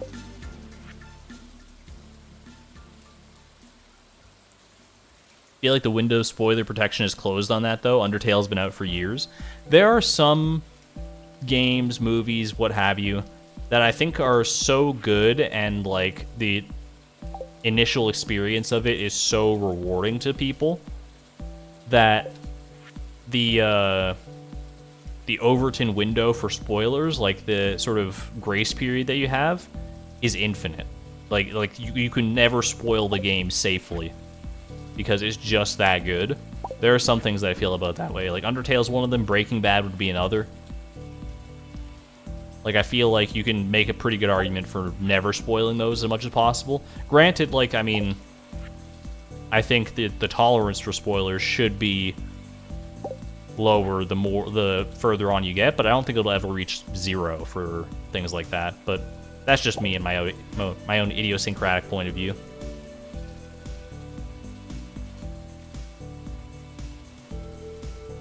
Stardew Valley spoilers don't look.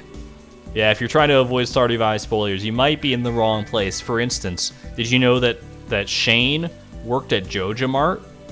I snagged this from the back room of Joja Mart ages ago. Literally the moldiest, rock-hard pepper poppers this side of the Gatoro Empire. And a pizza to boot. Thank you, Shane. Shane is just repping Joja Martin the frozen pizzas out here. It just lasts so long.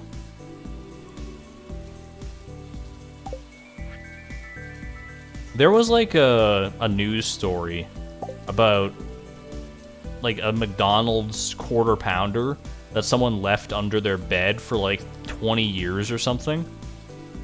And when they found it, it's still like it hadn't, like there were no bugs, no mold, no nothing. It was all just like perfectly preserved, except it was like rock hard. Was that a true story or did I make that up?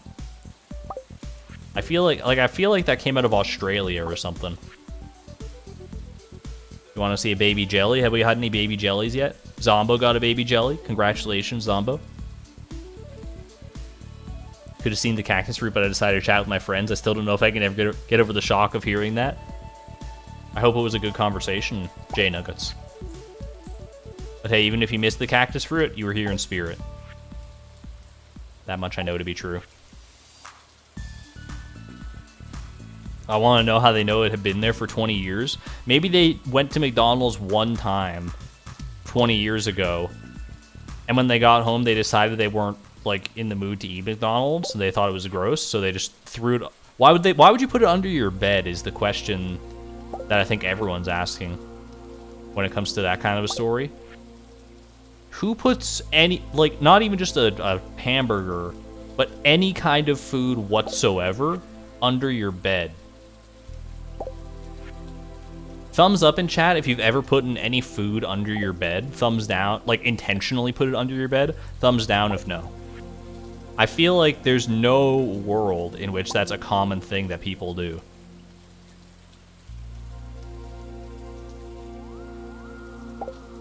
I can't even think of like a situation where it would make any sense whatsoever.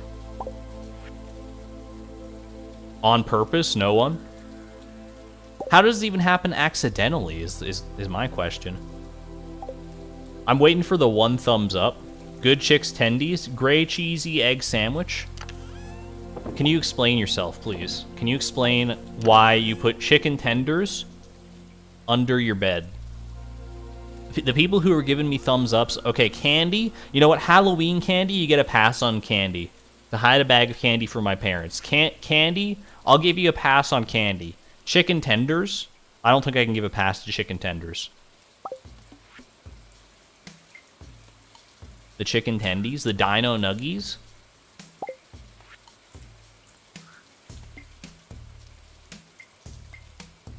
Great cheesy egg sandwich. I need you to explain yourself. I need you to explain the chicken tender situation. You were the first thumbs up, so I have to know the story behind it. Why were there chicken tenders under your bed? In what world was that a smart decision? Nothing super perishable, but yeah, I used to sneak food because of strict family. I guess if you have strict family, you know what, that's fair. Trying to pull a fast one on them.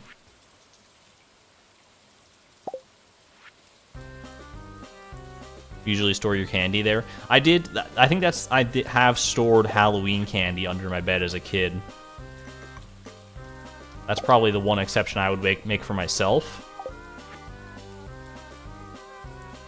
You know what I just realized is I should probably... I'm gonna go ahead and deposit these few things that I picked up here. I'm gonna go to bed and like save this day just in case the game crashes or something. Not that Stardew Valley is prone to crashing, but you never know, and I don't want to lose all this progress of the mail. There we go. No more rain today, but that's alright. How you doing, Krobus? Now that winter's over, we got a lot of productive weather to look forward to. A lot of productive standing outside at the mailbox to look forward to. Alright, back at it with Pierre here. Dogs keep bones under their bed, that's their food. Do dogs like chewing on bones because they taste good? Like, do they use them for nutrition? Or is it to keep their teeth sharp? Or is it some combination of both? I've never really thought of dog bones as like dog food. Oh wait, hold on. Great cheesy egg sandwich. I wasn't eating dinner and and didn't know we were voting on anything. I was eating dinner and didn't know we were voting on anything. Oh my lords! So you just have chicken tenders right now. Okay, you get a pass then. I misunderstood your thumbs up. I thought you had chicken tenders under your bed at some point. You get a pass. Bones have nutrition? I don't doubt it, but like they can't have much, right?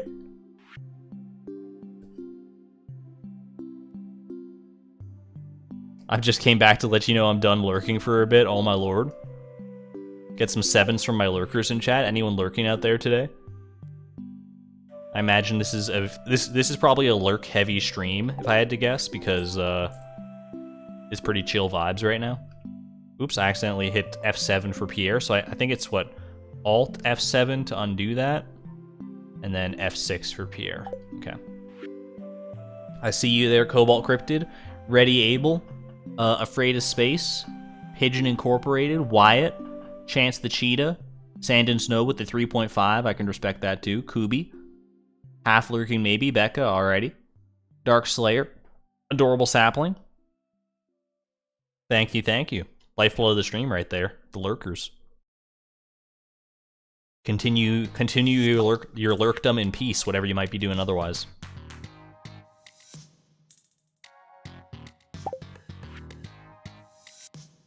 Marrow is extremely nutritious and the bone itself has calcium, good for dogs. I guess I never thought about the marrow.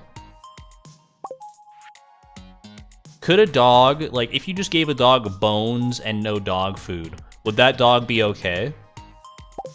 Probably not. Like there's, like, I'm sure, like, you're saying bones are nutritious, and they got a lot of good stuff in them, but the dog food has to be there to, or some other form of food has to be there to counterbalance it, right? Because you're not going to get all the nutrients that you need from bones and marrow. No, of course, please don't do that. Okay. I'm not insinuating that anyone should do that. Don't just take away your dog's bowl of dog food and start throwing them milk bones. Well, not even just milk bones, but actual bones. Don't do that. I think your dog will very quickly come to resent you if you do that. If resentment is even an emotion that dogs can feel, which it might not be. You couldn't survive on multivitamins, okay? Could you? Could you not survive on multivitamins? If you, like, probably not. But, like, maybe, though? Is there a world where you could survive on solely multivitamins and water? It would not be a pleasant existence, but you could probably live, right? Just get all your nutrients from multivitamins and then, you know, water because it's water. No, you need calories, which vitamins lack. If you eat enough vitamins, though, like multivitamins can't be completely devoid of calories. Like, if you just, like, down full, like, packs of them, full jars of multivitamins, you might, like, have a lot more vitamins than you need, but the calories will sort of, like, counteract that, right? Like, you get the calories and then you burn the calories, but and those calories contain the vitamins that you don't need, so you're not going to overdose on the multivitamins, you just, like, burn them away. Isn't that what Soylent is? I have no idea. New Year, New Egg Festival, by the way. You probably either die from too many vitamins or too many calories. There's got to be a happy medium, though.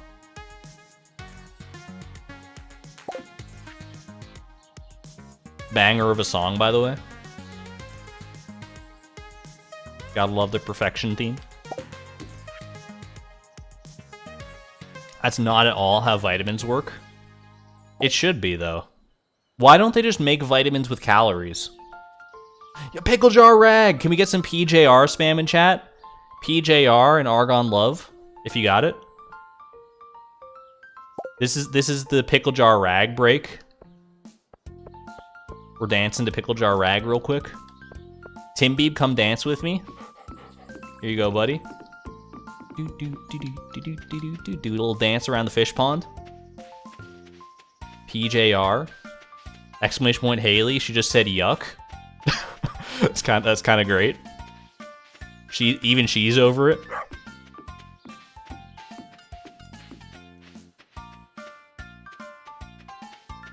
They do make multivitamins with calories. They're called bananas.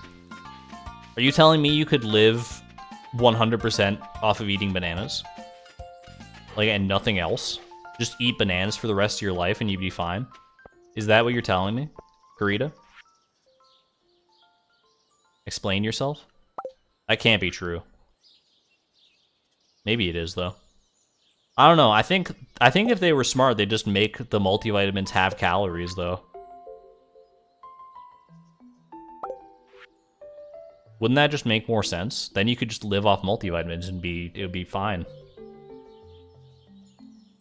Argon, stop. I have made an error. You need to stop. You die from banana poisoning. Bananas have too much potassium, so you just shouldn't eat bananas ever. I'm getting mixed messages here. How many bananas would you have to eat in a day to have potassium poisoning?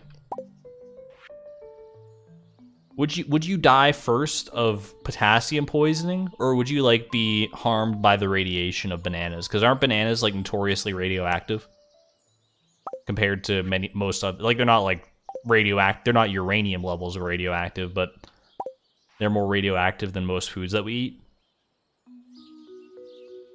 Have you ever heard of moderation? Yeah, we got moderators in chat right now. Balance, dude. But if I were to pick a food, there must be a food out there that's not Soylent that you can consume that and only that food and be okay. And like, maybe not live the most comfortable life, but still survive. Like you won't die from a lack of vitamin C or something.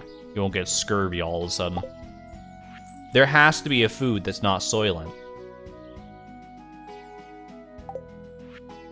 Pizza, just change up the toppings. That's cheating. I'm gonna classify that as cheating if you change up the toppings. You have to pick a single... I mean, maybe you could just have all the toppings on your pizza, but that would be a little overwhelming too. Everything pizza.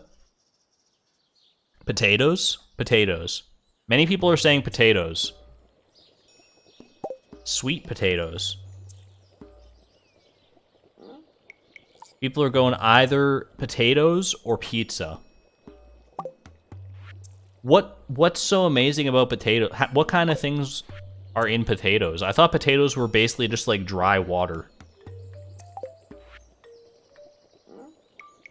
That's what they taste like.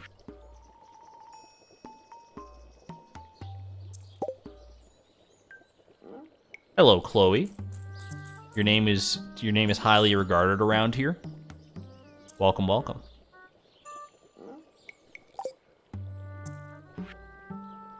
Food Theory did a great video on this exact question. I never saw that one. I'm subscribed to Food Theory, but I don't watch like most of their videos. I just don't have time anymore, unfortunately. But I have thrown a few on when I'm like working on editing or whatever. MatPat does some good stuff. MatPat and his team.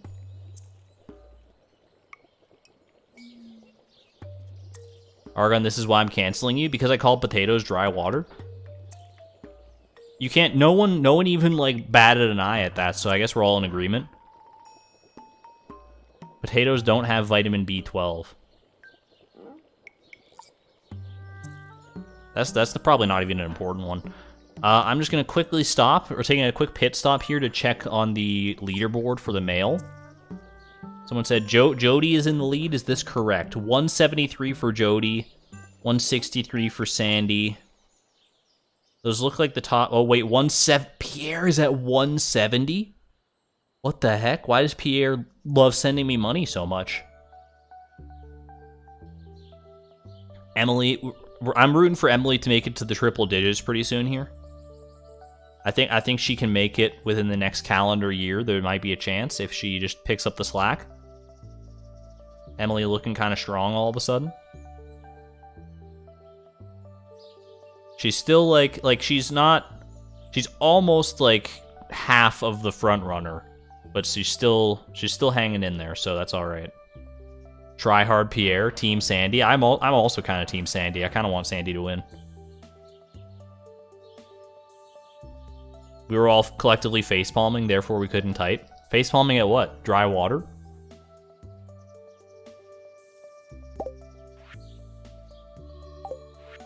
I've always said that potatoes just taste like dry water.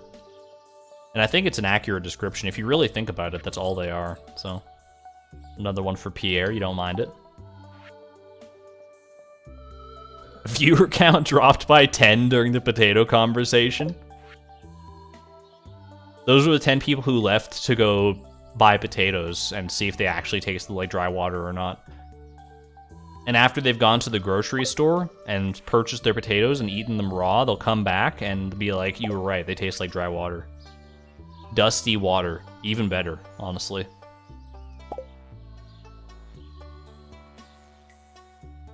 Potatoes have carbs, which give you energy. I think potatoes, you know, I mean, there's probably an argument to be made that potatoes are one of those foods you could survive on for a very long time, solely off of potatoes. But I'm not entirely convinced that you could, like, that they would be 100% effective in keeping you alive forever. Hey there, June. Here for the incredibly riveting stream, wouldn't miss it. Happy to have you here. Thank you, thank you. Some of the most riveting content I've ever done.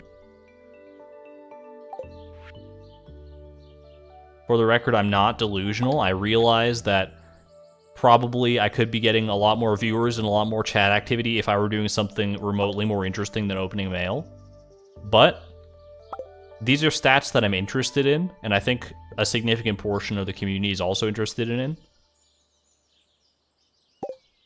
And I'm not one to leave a job undone. If I've started this mail grind, gosh darn it, I'm gonna finish it. By the way, I'm not paying attention to the actual counts while I'm doing this, so I need chat to pop off when Emily hits triple digits, okay? I'm trusting you guys. I need you to just like spam some kind of amazing celebratory emojis when Emily hits 100. That way I'll know. I'll probably be confused for a second because it's probably not going to happen for a little while. So I'll look over in chat and be like, why is everyone celebrating? And then I'll remember this exact conversation. The real viewers want this content. We don't delineate viewers around here, but you know, I appreciate you being here for the premium podcast-worthy content. I'm really trying to not post a senior thesis in chat about all this. You could definitely do a senior thesis on the price of perfection. Guaranteed. Logically, you could survive off your own flesh because everything you eat, you need to live is already there. Karita, I think that's the chaotic evil answer to the question. Just eat humans, lol. But I respect it, honestly. It's kind of a valid answer. Some good content, my dude. Thank you. I'm glad you're enjoying it.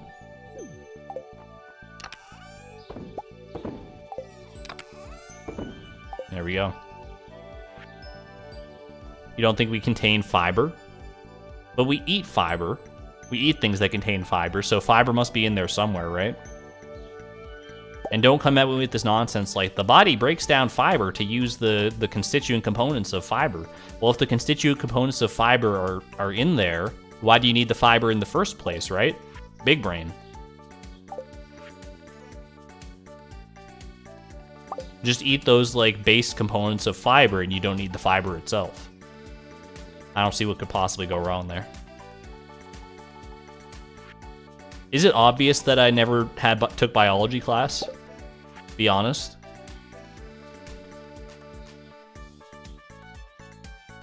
Enjoy your duo there, Nico. Enjoy your lurkdom. Thank you for hanging out. The whole point of fiber is that it's not digestible. Then why do you need it?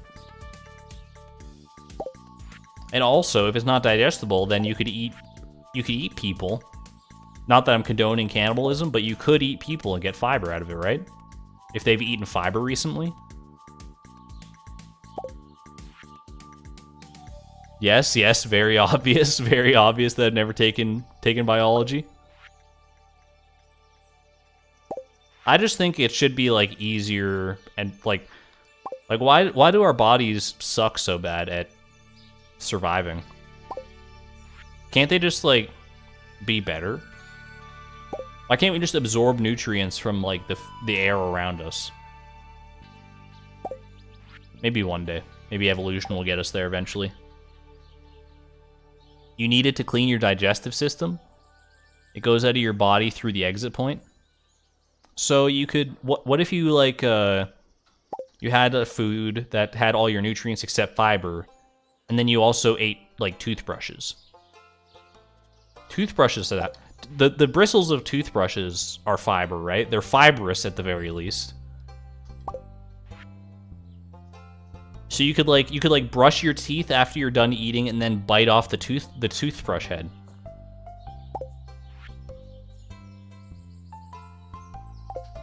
Would that work?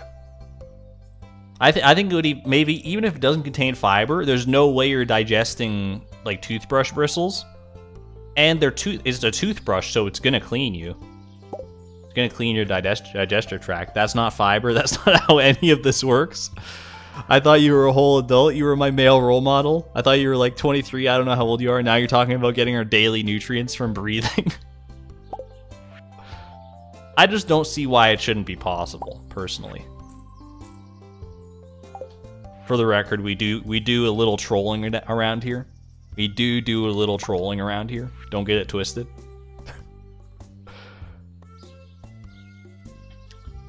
Okay, I see how it is.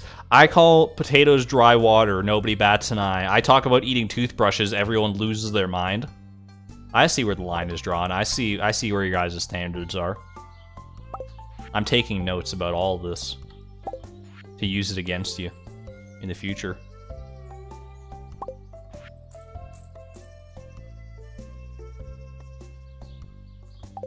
You could probably eat like a toothbrush, like the bristles of a toothbrush. Like this is real.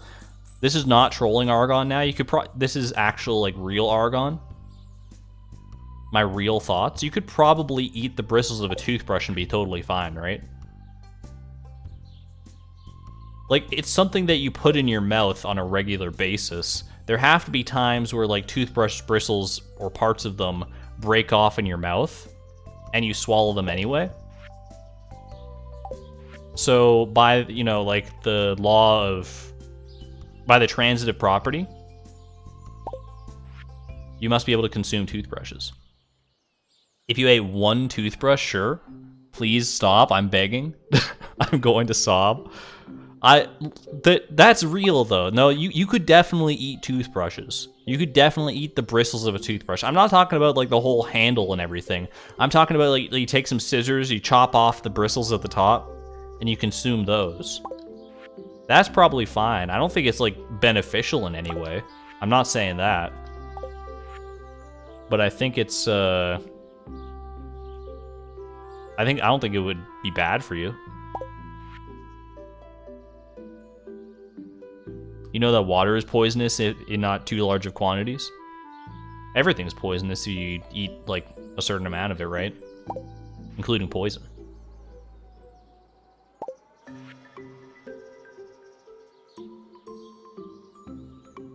I've swallowed 2 teeth before. It was completely on accident and I cried a little. That's very frightening. That's very frightening, Gray. I've never swallowed a tooth. I've swallowed a quarter. That's about the most, like, foreign object that I've ever swallowed.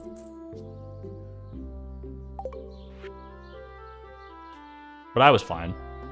And if I could consume a quarter and be fine, you can definitely consume toothbrushes. Eating lava would last you the rest of your life. True facts. I could also go the rest of my life without breathing. Don't think about it too hard. Hey there, Bill.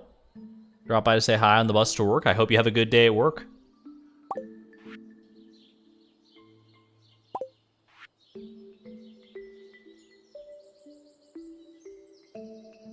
Chat, thumbs up in chat if you've taken the bus in the last month. Thumbs down if no. I want to see what kind of urbanites you are. How many people live in areas with public transit that they take on a regular basis? Someone put a thumbs up in there for me. I have taken a bus or, you know, something analogous to a bus within the past month.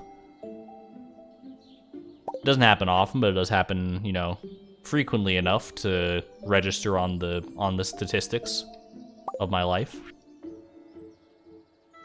We got a pretty even split of thumbs ups and thumbs downs so far.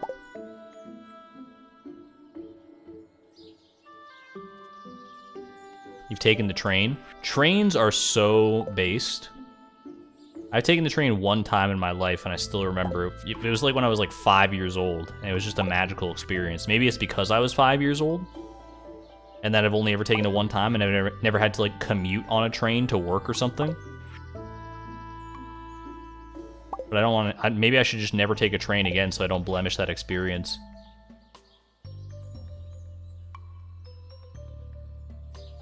Four days a week I commute on the train, but then subway. Fair enough. Do you think that there are people out there that will go and ride a bus or a train or any other kind of like public transportation for fun? Like they're not actually going anywhere, they're just like bored and they want a change of scenery, or I don't know, they like the motion of it. Do you think that there are people out there like that? No judgment, for the record. I would be very interested to like talk to a person like that and understand why.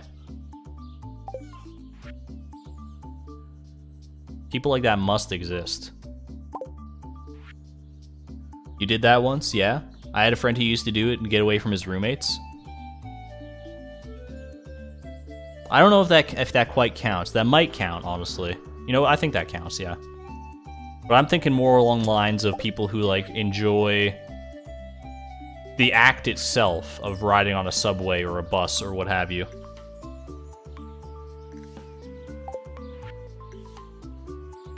Emily, 3 digits. Yo, everyone's made it to 3 digits. Get some claps in chat for Emily. Some applause in chat for Emily. Well done. She's finally caught up. Emily coming through. You love to see it. Good job, Emily. Congratulations. The 100 emoji. That's the perfect emoji. Emily has finally made it. Now, who's going to make it to 200 first is the real question. Is Jody still in the lead, or has someone surpassed her? Pierre, maybe? I'm trying to look. No, he's at 177. Jody's at 180. So now we're looking ahead to 200 now. We're going to see who's going to make it first to 200. Probably not going to be Clint. Although, you know, never say never, I guess. Jody is making her presence known here. She was so quiet in the early days of the mail stream. Now she's just taken off like crazy. People with special interests as buses or trains would do it. Do you think that people who build like miniature models of trains are more inclined to ride on actual trains? Or do you think it's the opposite, that they're like tired of trains by the time they've built so many different tracks and stuff? I think people who build model trains are probably, by and large, train enthusiasts and would ride more trains. Blue hair and pronouns. We stan Emily. Do we have any idea for how far through all the years of mail that we are? Not even remotely. I was tracking it at the beginning, just in my brain, but I kind of gave up when I started talking about potatoes and other such nonsense. You think 45 years? That seems like a reasonable estimate. I wish there was a way to tell. I wish these had like dates on them. That would be so helpful. Maybe there's a mod for that. Too little too late, I would imagine, but... Pierre must have sent Chloe more money than she'd ever spent at his store. By like 10 orders of magnitude. Or, well, 1 order of magnitude, 10 times. I get tripped up by that sometimes, where I say like several orders of magnitude, but 1 order of magnitude is like 10x. And that's like, that's plenty.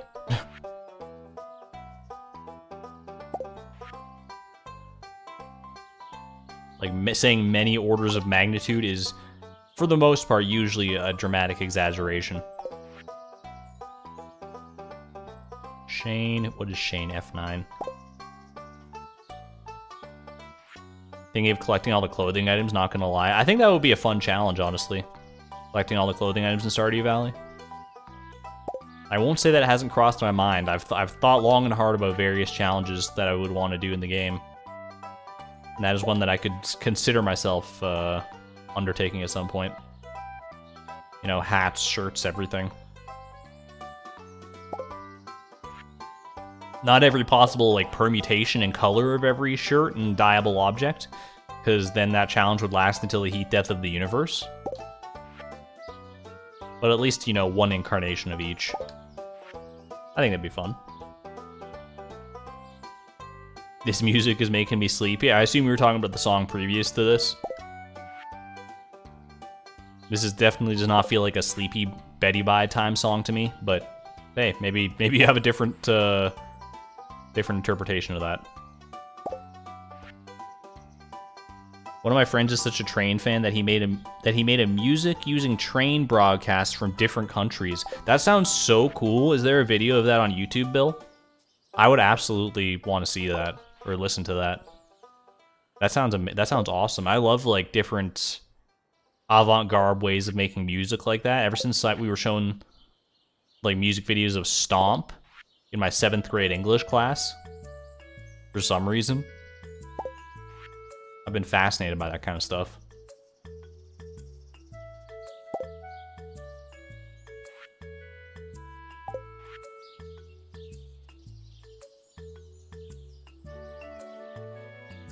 There are a couple that are only possible if you choose it in the menu, but you can just go to the shrine for it, I think. Oh, for the clothing items? That makes sense, yeah. Yeah, there are some that you can only get a character creation. I don't know if the like shrine in the wizard's basement gives you those. I would think that it doesn't, but maybe I'm wrong. I've never really interfaced with that all that much.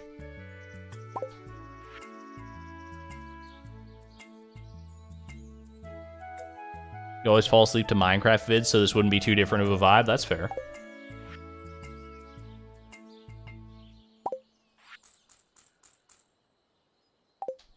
I can fall asleep to just about any video, I'm not even gonna lie to you.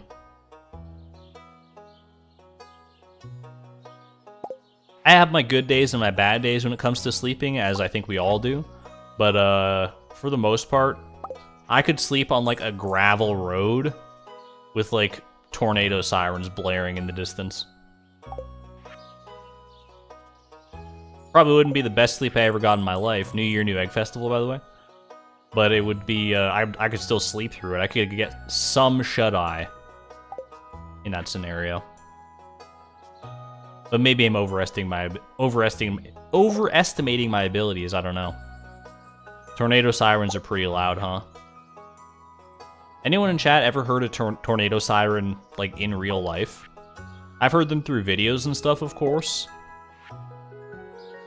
But I don't even know if we have, like, a tornado siren in my town. It seems like one of those things that's a relic of the past. Like, nowadays, you probably just get, like a notification on your phone for a tornado. Although I guess not everyone has phones, so that's kind of not really a great plan. Yes, they're awful. We had them all year here.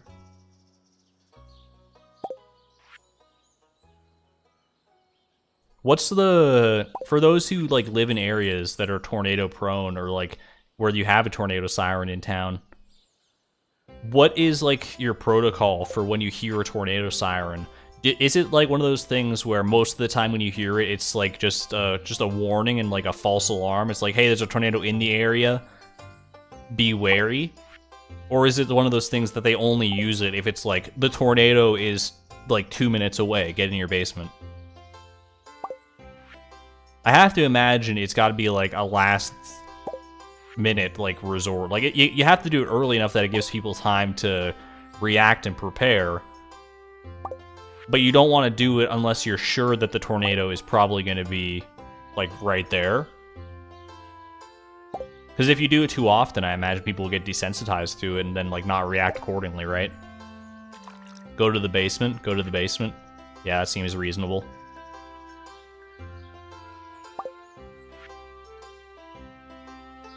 Usually the sirens are, yeah, just got real. That's kind of my assumption. Thankfully, yeah, I've never been... I live in an area that's not very prone to any kind of natural disaster. I live, like, away from the coast, so I don't have to worry about, like, hurricanes or tsunamis. Not on any fault lines, so no earthquakes, really. There's a chance for tornadoes to form around here, but it's slim. The only thing I really got to worry about is, like, meteorites, I guess. Could just be high wind. Tornado watch. The TV will go off first with the tornado watch, and then once the alarm starts going, that's the actual warning. Okay, so the TV will be like, hey, just so you know, there's a tornado in the area, or there's a chance for a tornado, and then the actual siren will be like, prepare. You have 5 minutes. That would be so scary. I can't even imagine.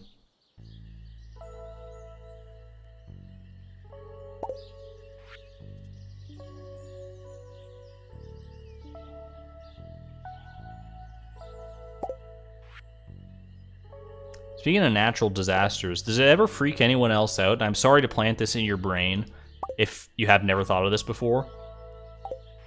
Because it's something I think about every now and again, and I'm like, man, that's kind of scary. Is that at literally any point, you could just be, like, struck by a meteor, like a tiny meteor. Like, there would be, like, no... Like, if it's a big enough meteor coming for Earth and we're all doomed, then we'll probably know about that pretty far ahead of time. But if it's just, like, a little thing and it just, like, crashes through the atmosphere into your house and hits you, there's, like, nothing you could do to prepare for that. It's extremely low odds, don't get me wrong, but the odds are not zero, which always freaks me out. Now that's an intrusive thought. My apologies. The apartment you stayed in for a year, for your year in uni, had the fire alarm tripped, like, once a week? That seems bad. Because then you would just never take it seriously. The fire alarm that cried fire. I think about plane crashes that could just randomly crash onto my house. Yeah, I guess that's in the same boat.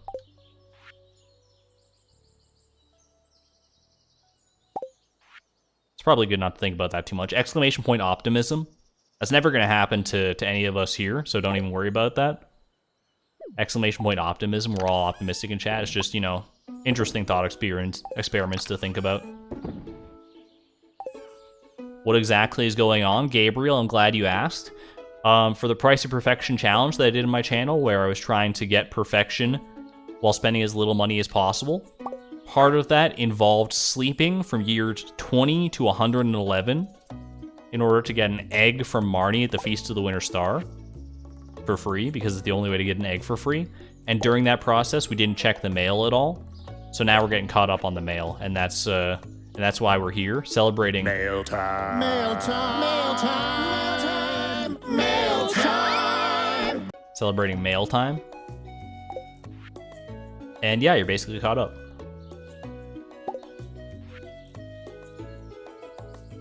I very rarely stay in hotels, but twice I've been in one where some jerk has pulled the fire alarm. That sounds very unpleasant, Malehu. That sounds like it'd be so annoying, yeah. Because, like, I imagine if you're in a hotel and the fire alarm gets pulled, like, yeah, you just have no choice. You gotta leave the hotel. Someone's gonna come banging on your door to, like, clear you out. You can't just be like, it's probably a false alarm. You'd have no way of knowing whether it was real or not, whether it's, like, a common occurrence or not in that hotel, because it's a hotel. You're only there, like, one time.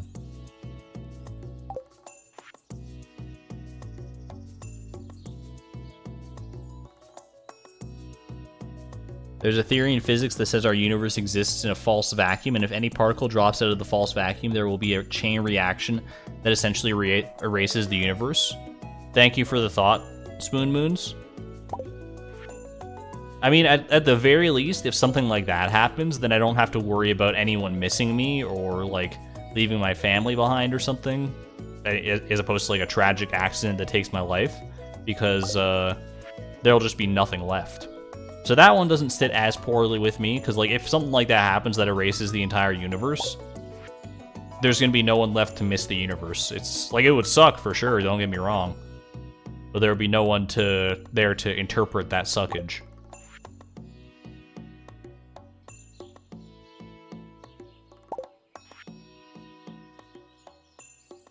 More depressing thoughts.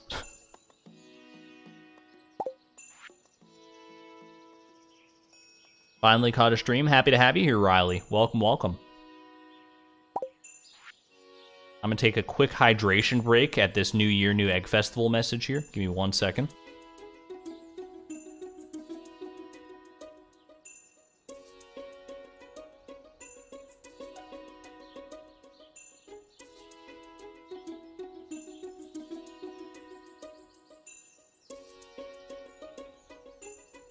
I've heard of someone whose house burned down because lightning struck out of a blue sky and hit the fire alarm. That sounds extremely coincidental. That's amazing. Oh my gosh. Sucks that their house burned down, of course, but my god, you got a story to tell at the very least. How does that happen, chat? How does lightning strike out of, like, a clear sky? I thought lightning needed clouds to exist. Or I guess maybe you didn't say clear sky, you said like a blue sky, so there could still be clouds up there. Like, what is the reaction that causes lightning to form, and why? Like, it's more common during rainstorms and thunderstorms, obviously, but apparently, like, I've heard stories where it happens out of a blue sky or in like a sunny day or whatever. Did I see Dog Cat story? Wild. This actually happened to someone I know. She was in a bed and a meteor crashed through a roof and hit the other side of her bed. Oh my god, Dog Cat. She was perfectly fine, but it burned a huge hole in her bed. That would absolutely scare me for life. Or maybe it would make me feel better, because it's like, if I came that close to getting hit by a meteor, then I would be like, what are the odds that it's ever going to happen again, right? Which, I mean, I know probability doesn't really work that way. Well, my brain likes to think that it does, so... Lightning can strike up to 10 miles outside of a storm. Heat lightning does not exist. Blue sky lightning happens. Isn't it kind of like big static electricity? I actually, at work one time, I was like handling a big like roll of plastic that I had taken off of a pallet that I had just unwrapped. And I stepped onto like a piece of plastic that was on the ground. And when I did, and I was like picking up and handling this like plastic, basically this like massive thing of cling wrap, I got hit by like a horribly powerful jolt of static electricity. Like way more powerful than I ever even knew static electricity could get. It was so like powerful that I was in the back room, and my coworker outside heard it from like beyond the door into the back room, and they like came back like to make sure I was okay, because they were like, hey, are you okay? It sounded like something fell over or something. It was like a loud snap of static electricity, and my heart was like racing for a good few minutes after that. It was I didn't know that like static electricity could get that insane, but first stream as a channel member. Welcome. Charlotte is cool. I'm just gonna call you Charlotte if that's cool. Thank you for the generosity. BRB, gotta brush the teeth. Don't forget to eat the toothbrush when you're done. That's what they call a callback. Pretty sure the exact physics of lightning aren't really understood, but it's basically like a huge static discharge. That's so wild if lightning's not fully understood. Because it's like such a common occurrence. Like, isn't there like a lightning strike every second, basically, on Earth? Maybe even more than that. Because the Earth is so big and there's so many storms, like, most of the lightning strikes are probably out in the middle of the ocean where nobody's ever going to see them. But statistically, isn't that true?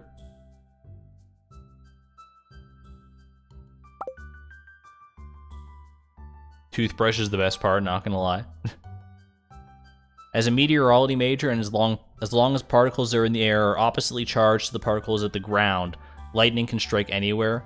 There are multiple different forms of phenomena that can cause it. This is a very understood principle. Interesting, Pyromaniac. I mean, I'm not very well versed in lightning myself, but if you truly are a meteorology major, and I have no reason to doubt you, then that is good intel. Thank you for teaching me something today. Can you explain ball lightning to me? It's one of those phenomena that you hear about every so often that's like it feels like it shouldn't exist outside of the movies, and yet it does somehow. How does ball lightning manifest? I've seen a video where they made lots of lightning strikes in one spot. I mean, was it a lightning rod? That might explain it. But you're probably talking about just like a random spot on the ground. Maybe with a lightning rod buried in the ground, who knows? I learned a lot about all sorts of natural disasters in one of my classes, but I forgot everything about lightning. I can tell you about volcanoes, though. I don't live close to any volcanoes. Well, I guess I live kind of close to the Yellowstone supervolcano, but I probably don't need to worry about that one, right?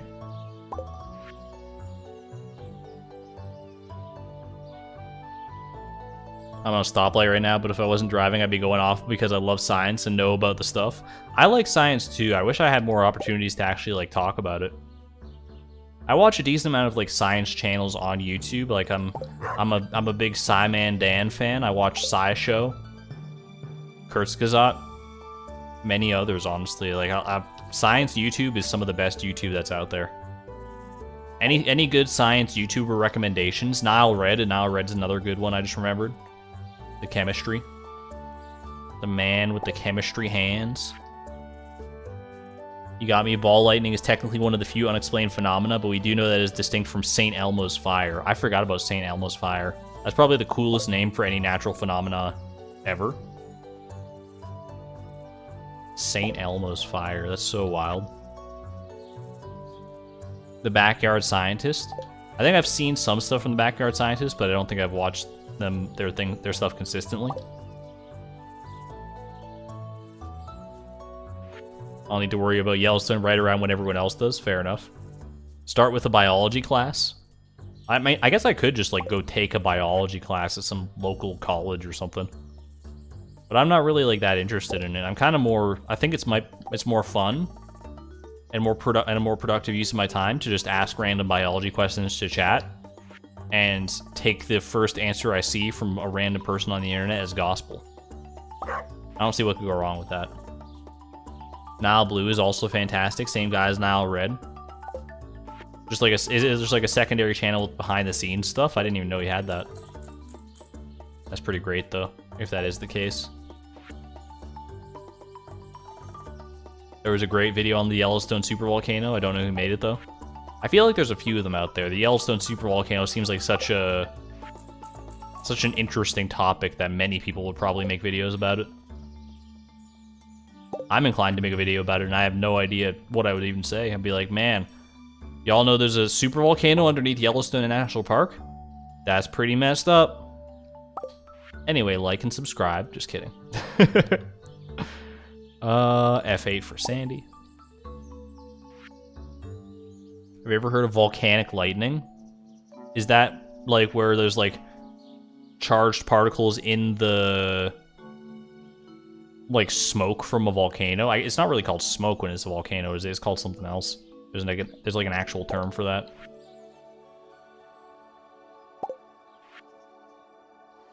I blacked out. Now we're talking about the apocalypse. No, we're just talking about the supervolcano. It's never gonna blow up anyway, so we don't need to worry about it. Not in our lifetime.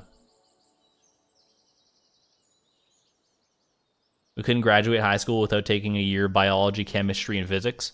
Yeah, at my school we had the choice. Like we had biology, chemistry, and physics, and they were like, all right, you pick two and you don't take the other one. Like I don't think we even had the option to take all three. It was literally like you get to pick two, pick your poison. And I always thought that chemistry and physics sounded cooler and possibly more universally applicable than biology, because biology is basically just chemistry and physics combined.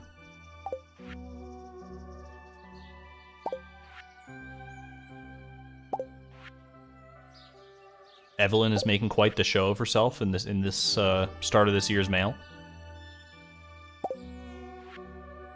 Chem is the best. Chemistry all day. I think physics ended up being my favorite. I had a really good physics teacher though.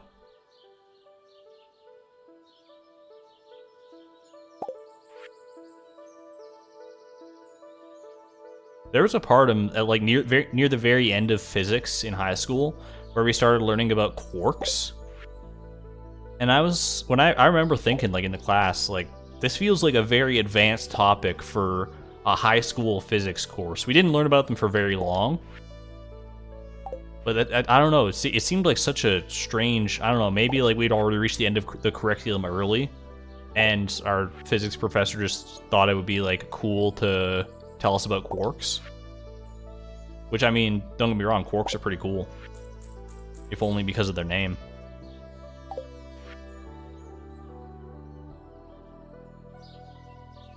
Quarks are so much fun, though. I can't ever think about quarks without thinking about the song about quarks from the Vlogbrothers from Hank Green. What is it? It's like, a quark is a fundamental constituent of matter observed in 1968 through deep elastic scatter. We found the protons are not as simple as we thought.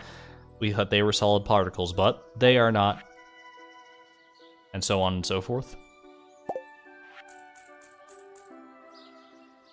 They all have their merits. I don't regret a minute I spent in science class, even though I don't think about much of it anymore very often.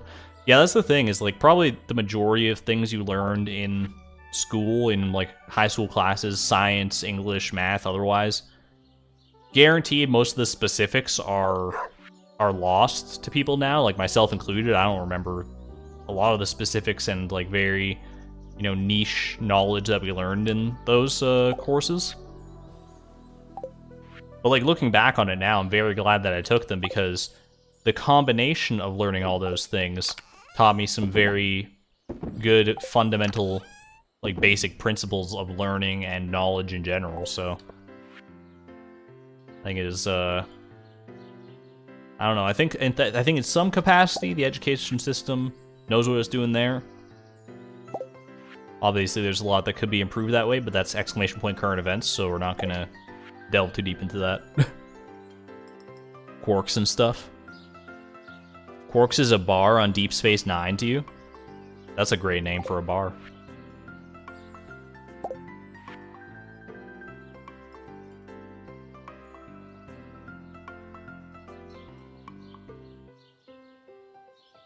Oh, I just like thought of a joke that I heard the other day. It's a really nerdy joke.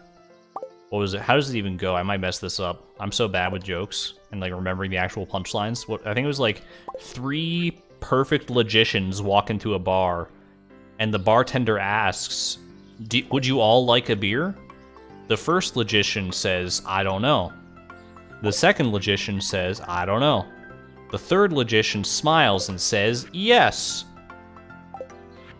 I had to think about it for a little while, but I think it does make sense. And it's pretty funny when you actually understand it, but it might go over a lot of people's heads. But I do love nerd jokes. Nerdcore jokes are possibly even better for me than dad jokes. I only remember grammar, so I got into captioning. Fair enough. Do what you know. Lol, I like that joke. I'm glad some people get it. I feel like a lot of people are just gonna be hitting me with like crickets, asterisk, crickets, asterisk. Help someone explain. I don't have the mental strength to explain right now. I know that it's funny, but I don't know how to explain it personally, but I'm sure someone in chat can probably write a thesis on it. Art major brain, do not understand. Hit me with your best art joke.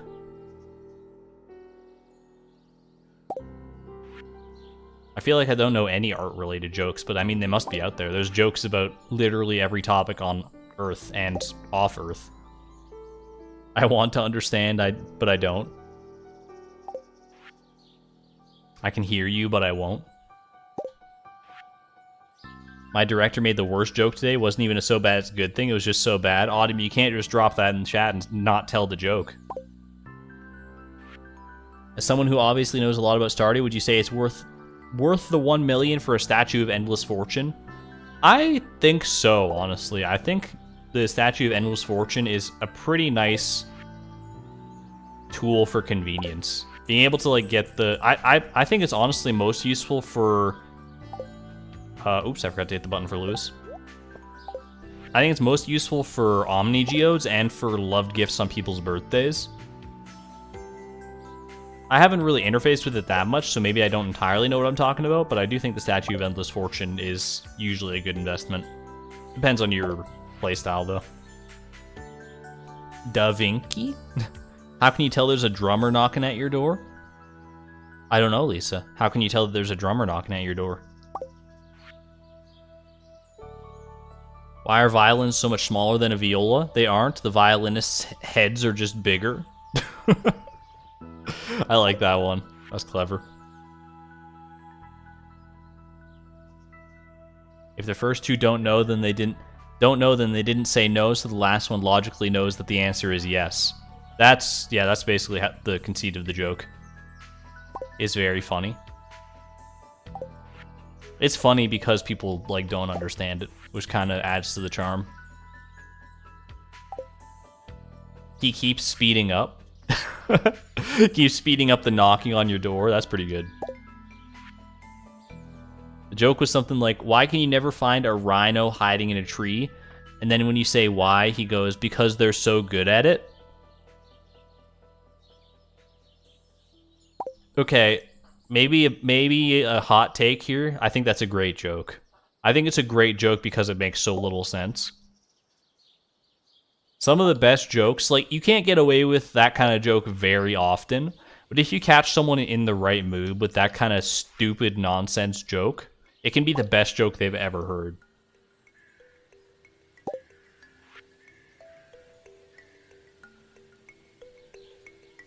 If any one of the logicians does not want beer, that one will say no, because that means that not all of them want beer. Since the first two said, I don't know, the third one knows that they wanted beer. That is actually correct, yeah. Yeah, so like if any of them had not wanted beer, they would have that one would have said no, and they would know because they're perfect logicians. And I'm bad at explaining it, but Chad explained it pretty well. Thank you, Spoon Moon, and whoever else explained it before. Becca. I love incredibly dumb jokes. You and me both.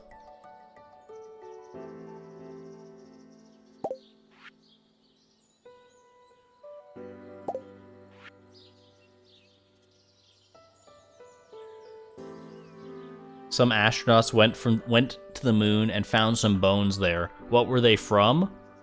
The cow didn't make it. The cow who jumped over the moon! He didn't... Oh, 07, rip to that cow that didn't jump over the moon. That is unfortunate, but that's a great joke. That's a classic dad joke of some caliber. That poor cow, though. Did you know that humans are born with 4 kidneys? 2 of them grow into adult knees, of course. Drea, that's not fair. That's an actually funny joke. We're all out here making corny jokes, and you come in here with, like, the best joke I've heard in the past, like, 2 months. And yet I still didn't laugh. What's wrong with me? I laugh at dumb stuff. Have you heard the one about the 3 holes in the ground? And then I say no, and then you say, well, well, well. I'm happy to be understanding all these jokes right off the rip. There's no worse feeling than someone telling you a joke and you just like don't get it. And it's not even like I don't even feel bad for me for not getting it. I feel bad for the person because they're expecting like a reaction of some kind, whether it's like a laugh or a groan. But if I just like stare at them blankly and then kind of like go like just like to be like a polite laugh, then I just feel so bad.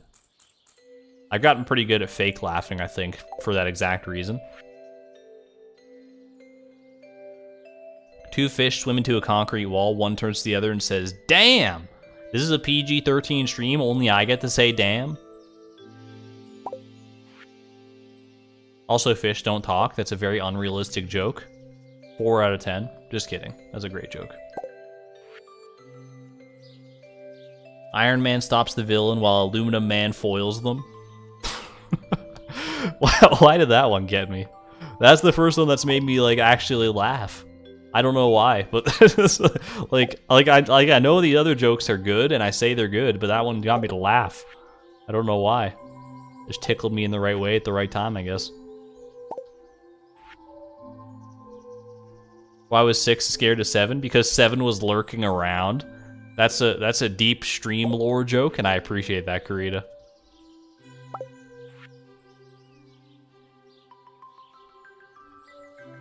I love that we've just devolved into a joke stream now. Raise your hand if you've Googled like 100 jokes so that you can share some of them on the stream. Don't do that now, by the way. I don't want the stream to be just entirely jokes. But you know, for a little while here, it's kind of fun. 2 people are sitting in a canoe freezing to death, but when they go to light a fire, it sinks immediately, proving once and for all that you can't have your kayak and heat it too.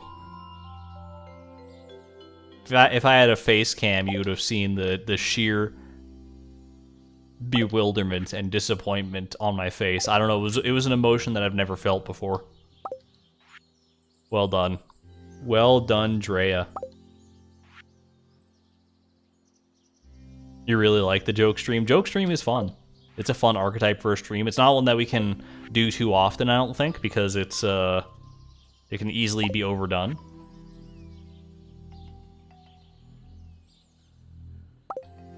But it's a good time. Argon Matrix 2 joking hour.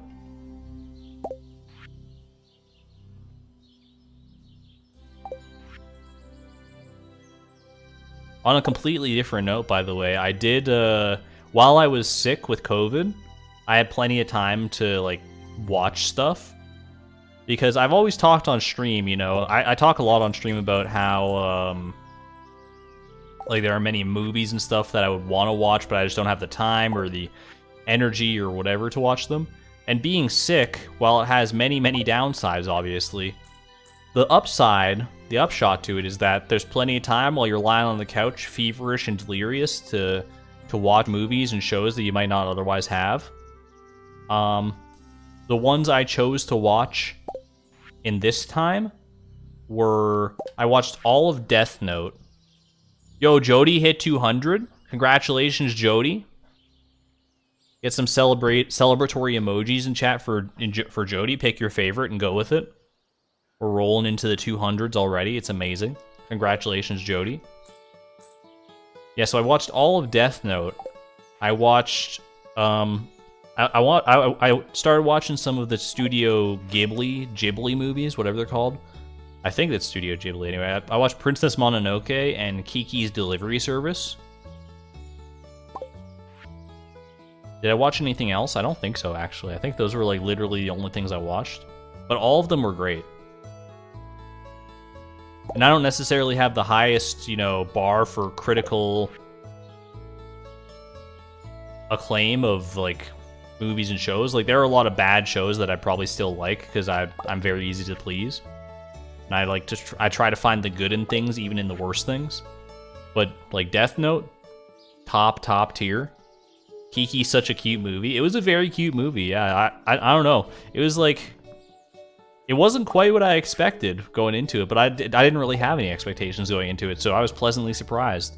It was just a cute movie overall. Favorite are Howl's Moving Castle and Castle in the Sky. Howl's Moving Castle. I guess that's got to be the next one that I watch then. People are talking up Howl's Moving Castle quite a bit. Oops.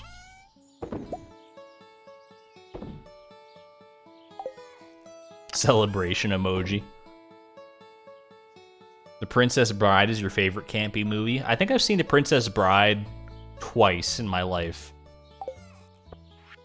And didn't internalize any of it either time. I don't remember the context that I watched the movie in. I think there was one of the times I watched The Princess Bride was... This is not a joke. I was sleeping in a warehouse with like 70 other kids. Like, we were preteens. But I don't remember why we were there anymore. Like, I have a distinct memory of being in this big, like, metal warehouse, sleeping with, like, a bunch of kids, like, we're all in our separate sleeping bags, all in various parts of this warehouse area. But I don't remember what I was doing there. What context would 70 children have to be in a warehouse having a slumber party? Scouts, maybe? I was never in Scouts. Maybe it was like some kind of summer camp. Why can't I remember that? That's kind of scary. That I can like remember that specific event, but I can't remember any of the context of the event. That's kind of wild. We were just vibing. We all just showed up to the warehouse with our sleeping bags. And they're like, oh, you had the same idea too, huh? And someone just happened to have a copy of The Princess Bride. I remember watching Princess Bride and playing like Mario Kart Wii.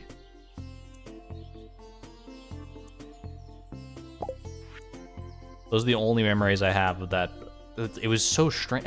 I'm really trying to rack my brain and think of what on earth was going on there. Princess Bride is a god tier movie. I gotta watch it again, I guess, now that I'm old enough to, you know, internalize it a bit better. Oh, the other thing I watched was season 3 of Amphibia. So I watched the first 2 seasons a while back, and then finally season 3 came to Disney Plus, and I checked that one out, and that was pretty good. I liked it. It was a little more fast-paced than I probably would have liked, but it felt like they wanted to do season 3 and season 4, but they, I don't know, got shoehorned into doing just season 3, so still it was good. Hello, Casey. That would be a good creepy story. 70 kids show up at the same random place independently.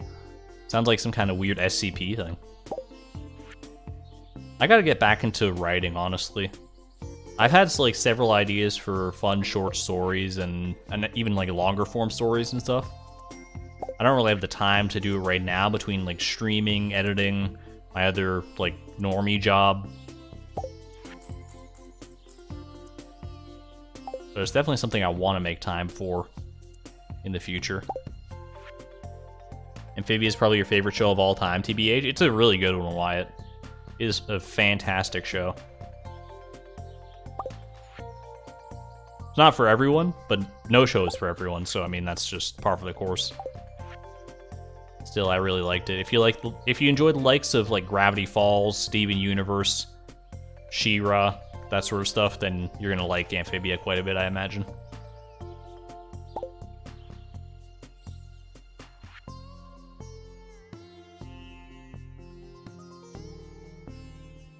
I have no problem with people calling Zed Zed, but when you say it's the right way, I got so mad and unsubbed and removed my like from all your vids.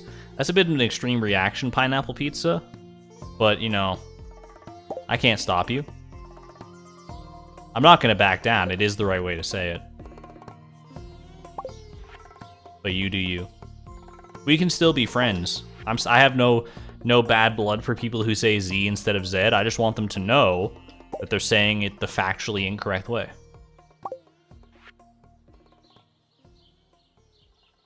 Keep being reminded that I need to watch Steven Universe. It's a pretty good one.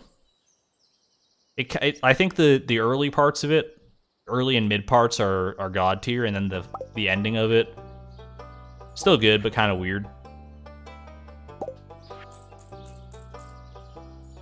And Steven Universe, like Future, I think it was called, is kind of hit or miss for people. I really liked it, but a lot of people really didn't, and I could see some pretty good arguments as to why you might not like it. But again, I'm easily pleased. Oops, I hit the wrong button for Caroline there.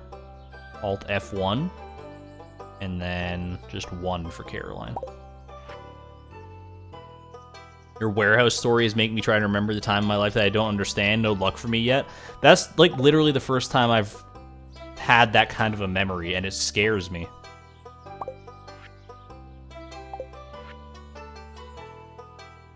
Like, is that something that anyone else has experienced, where you have a memory of something and you don't remember the context around any of it? You just remember the thing itself?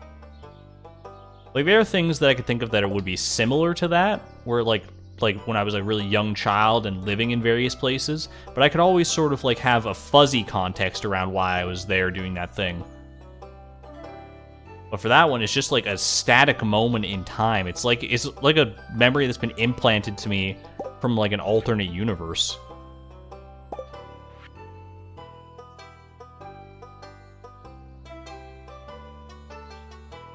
Steven Universe future reflected my life at that time, TBH. That's fair, Wyatt. That's fair. Be a good show to relate to. I like when shows can do that, can, you know, help people through their own troubles by relating to them. I think most shows fall into that camp in some capacity. Oh, Chloe, thank you very much for the $1.99 super chat. I greatly appreciate the generosity. That's a great sticker there. Little animated sticker. Is that a cat or is that a fox? I can't tell if that's a cat or a fox. Either way, it's orange and I love it. Thank you, thank you. Emily is 4. My mom has an extremely good memory, so she can usually help. Handy. I don't think my mom was there for the warehouse thing, though. I mean, she must have known. Maybe I'll have to ask her about it at some point, because... yeah, I don't know. It's so weird. My kids and hubby watched all of Steven Universe. Highly recommend. Looks like a Shiba Inu. It might be a Shiba Inu. That's a Shiba? It is a Shiba.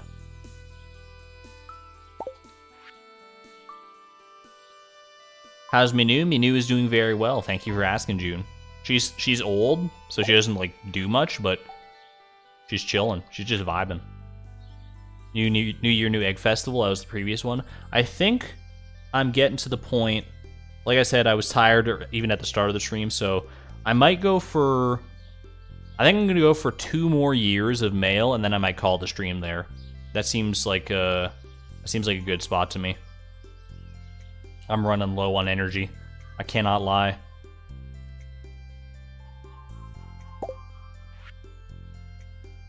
We gotta send this off in style. Minu is Argon's cat. Yes, that is true. She is my lovely little cat. I think she's just probably sleeping somewhere right now. That's kind of her default state. Back to the Shiba Inu, though. The sticker of the Shiba Inu. Thumbs up in chat if you've seen a Shiba Inu in person. Thumbs down if no. My only real experience with Shiba Inus is via meme pictures over, like, Twitter and stuff.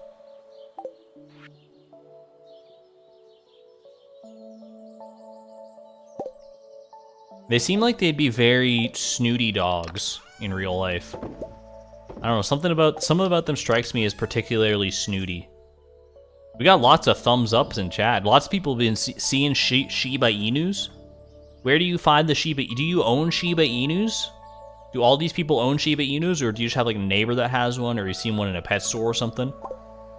That's like a disproportionate amount of thumbs up. People bringing their dogs through driveways. I thought Shiba Inus were like kind of rare dogs, but maybe they've become more popular and commonplace since they've been so prevalent in like internet culture. That kind of makes sense. They act like cats, so they are snooty. That's what you're telling me. They're very pompous, because cats are kind of that way. Cats are kind of elitist. Changed my mind. Shibas are common in Japan, I believe. There's like a YouTube channel I'm subscribed to that has like a Shiba Inu that talks to you. It's like the one that's like obsessed with bread. Does anyone know what I'm talking about? He's kind of got the same energy, like this dog and his channel and everything. He's got the same energy as that one commercial, or that one clip from that commercial, where the guy walks from like the far end of like a 50-meter long room full of refrigerators. He walks all the way along the line, like towards the camera. It takes like 20 seconds for him to get there. And when he gets there, he just smiles at the camera and says, "I love refrigerators." Got that kind of energy, if you know what I'm talking about. That channel's funny. It's a good channel. I don't know if they've uploaded anything recently, but I gotta go check that out. Why is Z the correct way to say that letter? Good question, Pineapple Pizza. It's because, the language, and hence the letter, was invented in Europe. Do I have facts to back that up? I mean, I'm pretty confident in that, but maybe it's not true, but I digress. It was invented in Europe, and that's how they say it in Europe, so checkmate, basically. That's your favorite kind of humor, the random humor, the meme humor. It is. I enjoy it from time to time as well. It's not the only kind of humor I could subsist on. Like, it's kind of like food groups. You got to get different kinds of humor at different times in order to have a well-rounded laugh diet. But that is one of the food groups I partake in. One of the humor groups I partake in every so often. Evelyn's at 200? Evelyn coming out of nowhere? What the heck?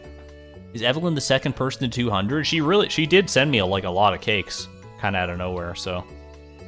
Marnie, I don't know if I hit F3 for that already, so we'll just hit it again. Inflate the numbers artificially. Do I like dad jokes? Every so often. Again, it's one of those things that, you know, all kinds of jokes in moderation.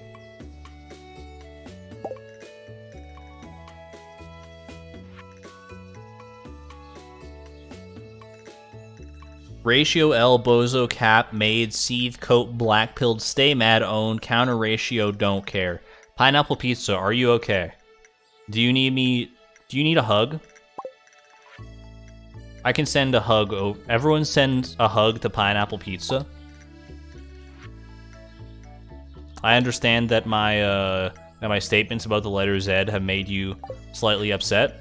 I just want you to know that it's nothing meant in ill will. You are free to say that letter however you so desire. Everyone please send hugs to Pineapple Pizza.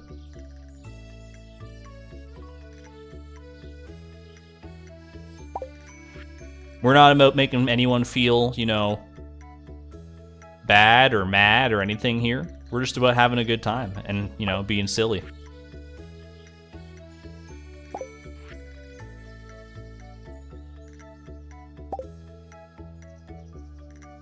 I don't want to touch them. Karita, come on.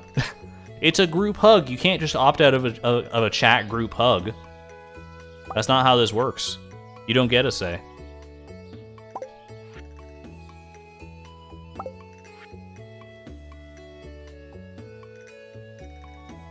Hot take, there is no correct way to pronounce anything. Z is correct, Z is correct also. You can pronounce it like Baconator if you want to. Everyone's correct pronunciation is based. You know what? I think that's a reasonable take. I still think Z is the most correct. But you may have convinced me. I mean, technically, pronunciation is a construct of humans anyway. It's like an invention that we have, so... It's like the whole GIF versus GIF debacle, right? You could just pronounce it like, I don't know, Zootaflute. And you're totally, like, no one would know what the heck you were talking about, but you're well within your right to say that.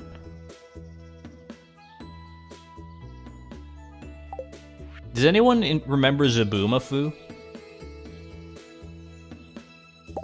I very vaguely remember it as tangential to shows that I watched as a kid. It was like, I was like a lemur, right? Like, it was a show starring a lemur. And the lemur was Zaboomafoo. That's a new memory unlocked. Hey, Koji, thank you for the $5 super chat. Sleeps are kicking in, so no more typing tonight. Great stream, group hug. Thank you very much. I appreciate the generosity. Enjoy your sleep. The stream won't be lasting too much longer anyway, because I'm kind of in the same boat where I need to sleep. Well, I need to do some other stuff and then sleep. Been a long day for me, not gonna lie. But the stream is by far the highlight, so.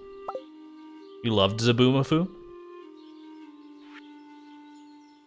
Was Zaboomafoo a, like an educational show? Or was it just like a, kind of nonsense cartoon?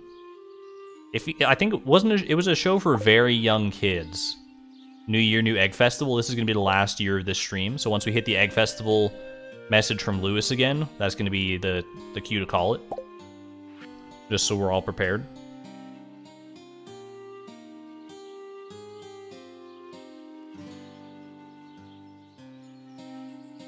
I just realized that the first stream where I've been present and conscious for the whole thing. Wow. You just got to last a little while longer here, Autumn. You can make it. Appreciate it. Educational. I think it was about learning and it was live action. It was live action, I remember that. Like, was Zaboomafoo a puppet? Must have been, right? Or was it an actual lemur? Well, maybe not an actual lemur, but like a CGI lemur. There's no way Zaboomafoo was CGI. Everyone would have had horrible memories of it, because CGI back in those days would have been so bad. Especially for children's entertainment. It was a puppet. The question I always wonder when I think of, like, puppets is who played that puppet? Who was the hand inside of Zaboomafoo? Does that person get credited? Like at the end of every episode is like starring Lisa Kudrow as Zaboomafoo. Probably not Lisa Kudrow if I had to guess, but it's the first name that came to mind for some reason.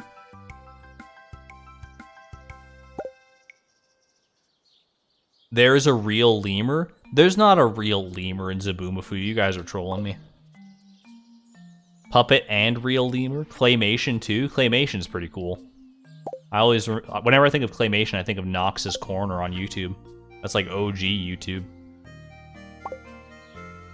The lemur controlled the puppet. It was Sean Connery, the puppeteer. Jim Kravitz. Wasn't Jim Kravitz the Muppet guy? Like he was Kermit and stuff? No, that was Jim Henson, right? Different Jims. Different Jims, same profession. There was the live action sequences of him hopping around and climbing in trees. So did they just have like stock footage of a lemur for that? Like just lemurs in the jungle? Or did they have an actual lemur to be like Zaboomafoo's stunt double, but also like the real Zaboomafoo because it's an actual lemur as opposed to the puppet? That's a weird confluence of events. There was an actual lemur on it too. You're telling me that on this children entertainment show that was presumably produced in the United States, although I don't have evidence to back that up, they had a lemur on set? That's kind of based, if true. Did any of you watch Fetch with Ruff Ruffman? No, but I wish I had. That sounds amazing. The grandchild of that lemur recently had a child, if I remember. Zaboomafoo lives on through the generations. Never forget Zaboomafoo. Guaranteed no one in chat can spell Zaboomafoo correctly on the first try, though. Probably, like, me included, honestly. And if you do right now, I'm not going to believe you, because you have a chance to Google it, so... there's a no winning in this game.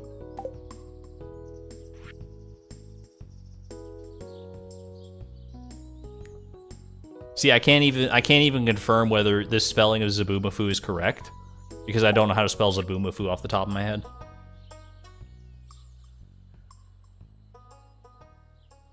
Did anyone else learn about Zaboomafoo from the Wild Kratts?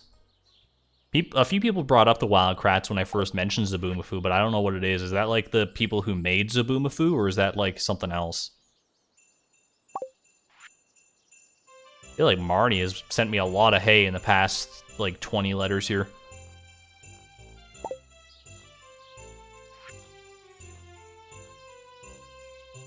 You can because you've seen it so much in the past week. Jay Nuggets, why are you watching so much Zaboomafoo? And also, how do you watch so much Zaboomafoo? Is it on Netflix? Is Zaboomafoo still being made? I actually don't know. Is it like one of those Blue's Clues situations? Mail time. Where, like, it's been remade?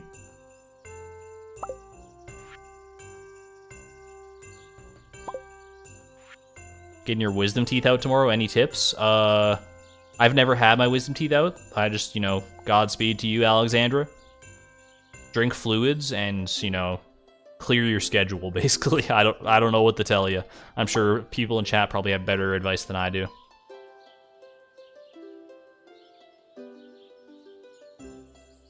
It was only made for a couple of years. Zaboomafoo. Amazon and My Little Brother is addicted. Oh, you watch it on Amazon and it's your little brother. I gotcha.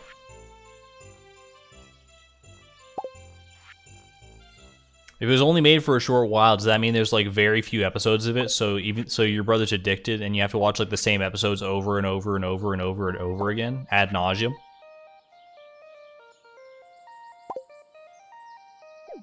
I don't know how good of a show Zaboomafoo is, whether, you know, watching the same episodes repeatedly will get super grading or not, but I could definitely, I mean, no matter how good a show is, you can only tolerate watching the same episode so many times. Yup. Alright, fair enough. Best of luck to you, J Nuggets. You're a good brother, though. Or sister. J Nuggets, are you what's, well, I guess I shouldn't ask that in chat, but you're a good sibling, either way.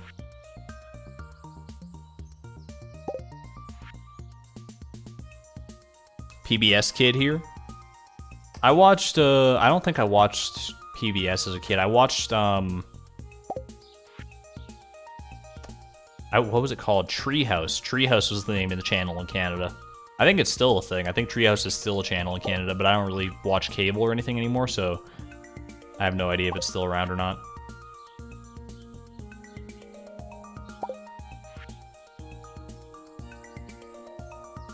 J Nuggets in Spain without the S.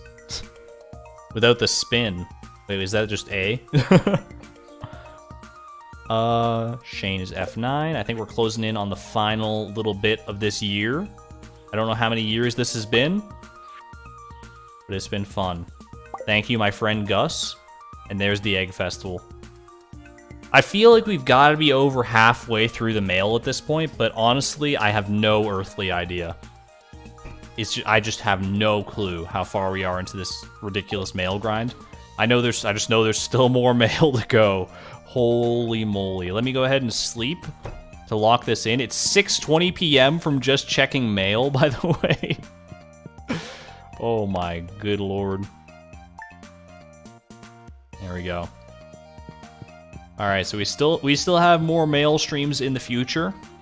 At least one more mail stream. I might do like just as long a one as I need to knock out the next the last bit of mail here, because I feel like 3 streams is reasonable for mail. I think 4 streams is, you know, pushing it a little bit, but we'll do as much as we need to. Check the mail chests. I should fill up the mail chests here real quick. What do we have the most of? I mean, probably like wood and hay.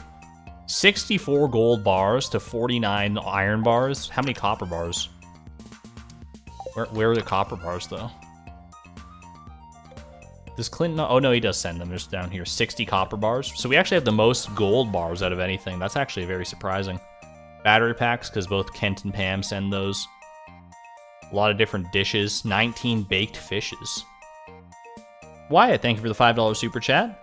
Very, very generous, thank you. I sent the video into the Discord. It was fun trying to beat your time. Can't wait to do it again when you try another speedrun. I look forward to seeing that and checking your time and comparing notes. Dinosaur train. Clint do be generous. Yeah, that's a lot of gold, man. That's a lot of gold. Holy moly. 76 cactus fruits. Remember when these things were rare? Dinosaur train. I don't know what this is, but I feel like I'm missing out. 24 catfish, 28 maki rolls. I think this all these. I think these. Oops. I think like these 3 right here are all Linus, and those are all Linus gifts. Look at all the fertilizer and stuff that Jody sent. My goodness. My God. Why does Dinosaur Train? I assume it's a show. It kind of has, just from the name alone, it has big comfy couch energy. But maybe not. Maybe I'm totally off base there. Either way, let me take one quick look at the leaderboards here. We got, is Jody still racking up the top? Jody is not in first place anymore. Evelyn, with her many chocolate cakes, has usurped Jody. Not by much, but by a decent margin there. Just by 4. Jody can still make a comeback easily, but Evelyn is up there. Sandy not far behind. I know Sandy's a fan favorite. She's at 190. She's going to breach 200 pretty soon. Marnie actually has made a pretty good showing. She's at 180. Pam with 182 even. My goodness. You know, Emily's actually doing surprisingly well all of a sudden. Like 128. It's a lot lower than most people here, but I feel like it's better than she did. Actually, it might be literally the exact same as she did in the first stream. But the first stream was 4 hours long, so you got to account for that. But I think she might have gotten 64 both times. Robin, 179. Yeah, Pierre is honestly, he's closing in on that 200 mark pretty quick, too. The Wizard. Where's Shane at? What's Shane? 167? I don't know why he's so far ahead of Emily. That's crazy. George has a nice even amount. What's George at? 169? That's 13 squared, I think, right? Come on, Gus. I bet 1,000 G coins on you. We got people out in Vegas betting on these betting on this mail like it's horse racing. How long have you been doing this? Whatever the length of this stream is, so just a little under 3 hours right now, plus the 4 hours of the first stream. So it's been close to 7 hours of mail opening, which is wild. You could have gone through this a lot faster, obviously, or we could have gone through this a lot faster if I didn't insist on tracking the mail manually, but I think it's going to be a fun statistic, and it'll be cool to see at the very end.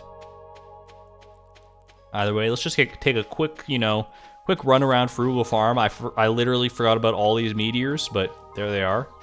So there's so many meteors, dude. Little path down to our wooded area here. Beautiful. Beautiful stuff. Gotta earn more dollars for betting.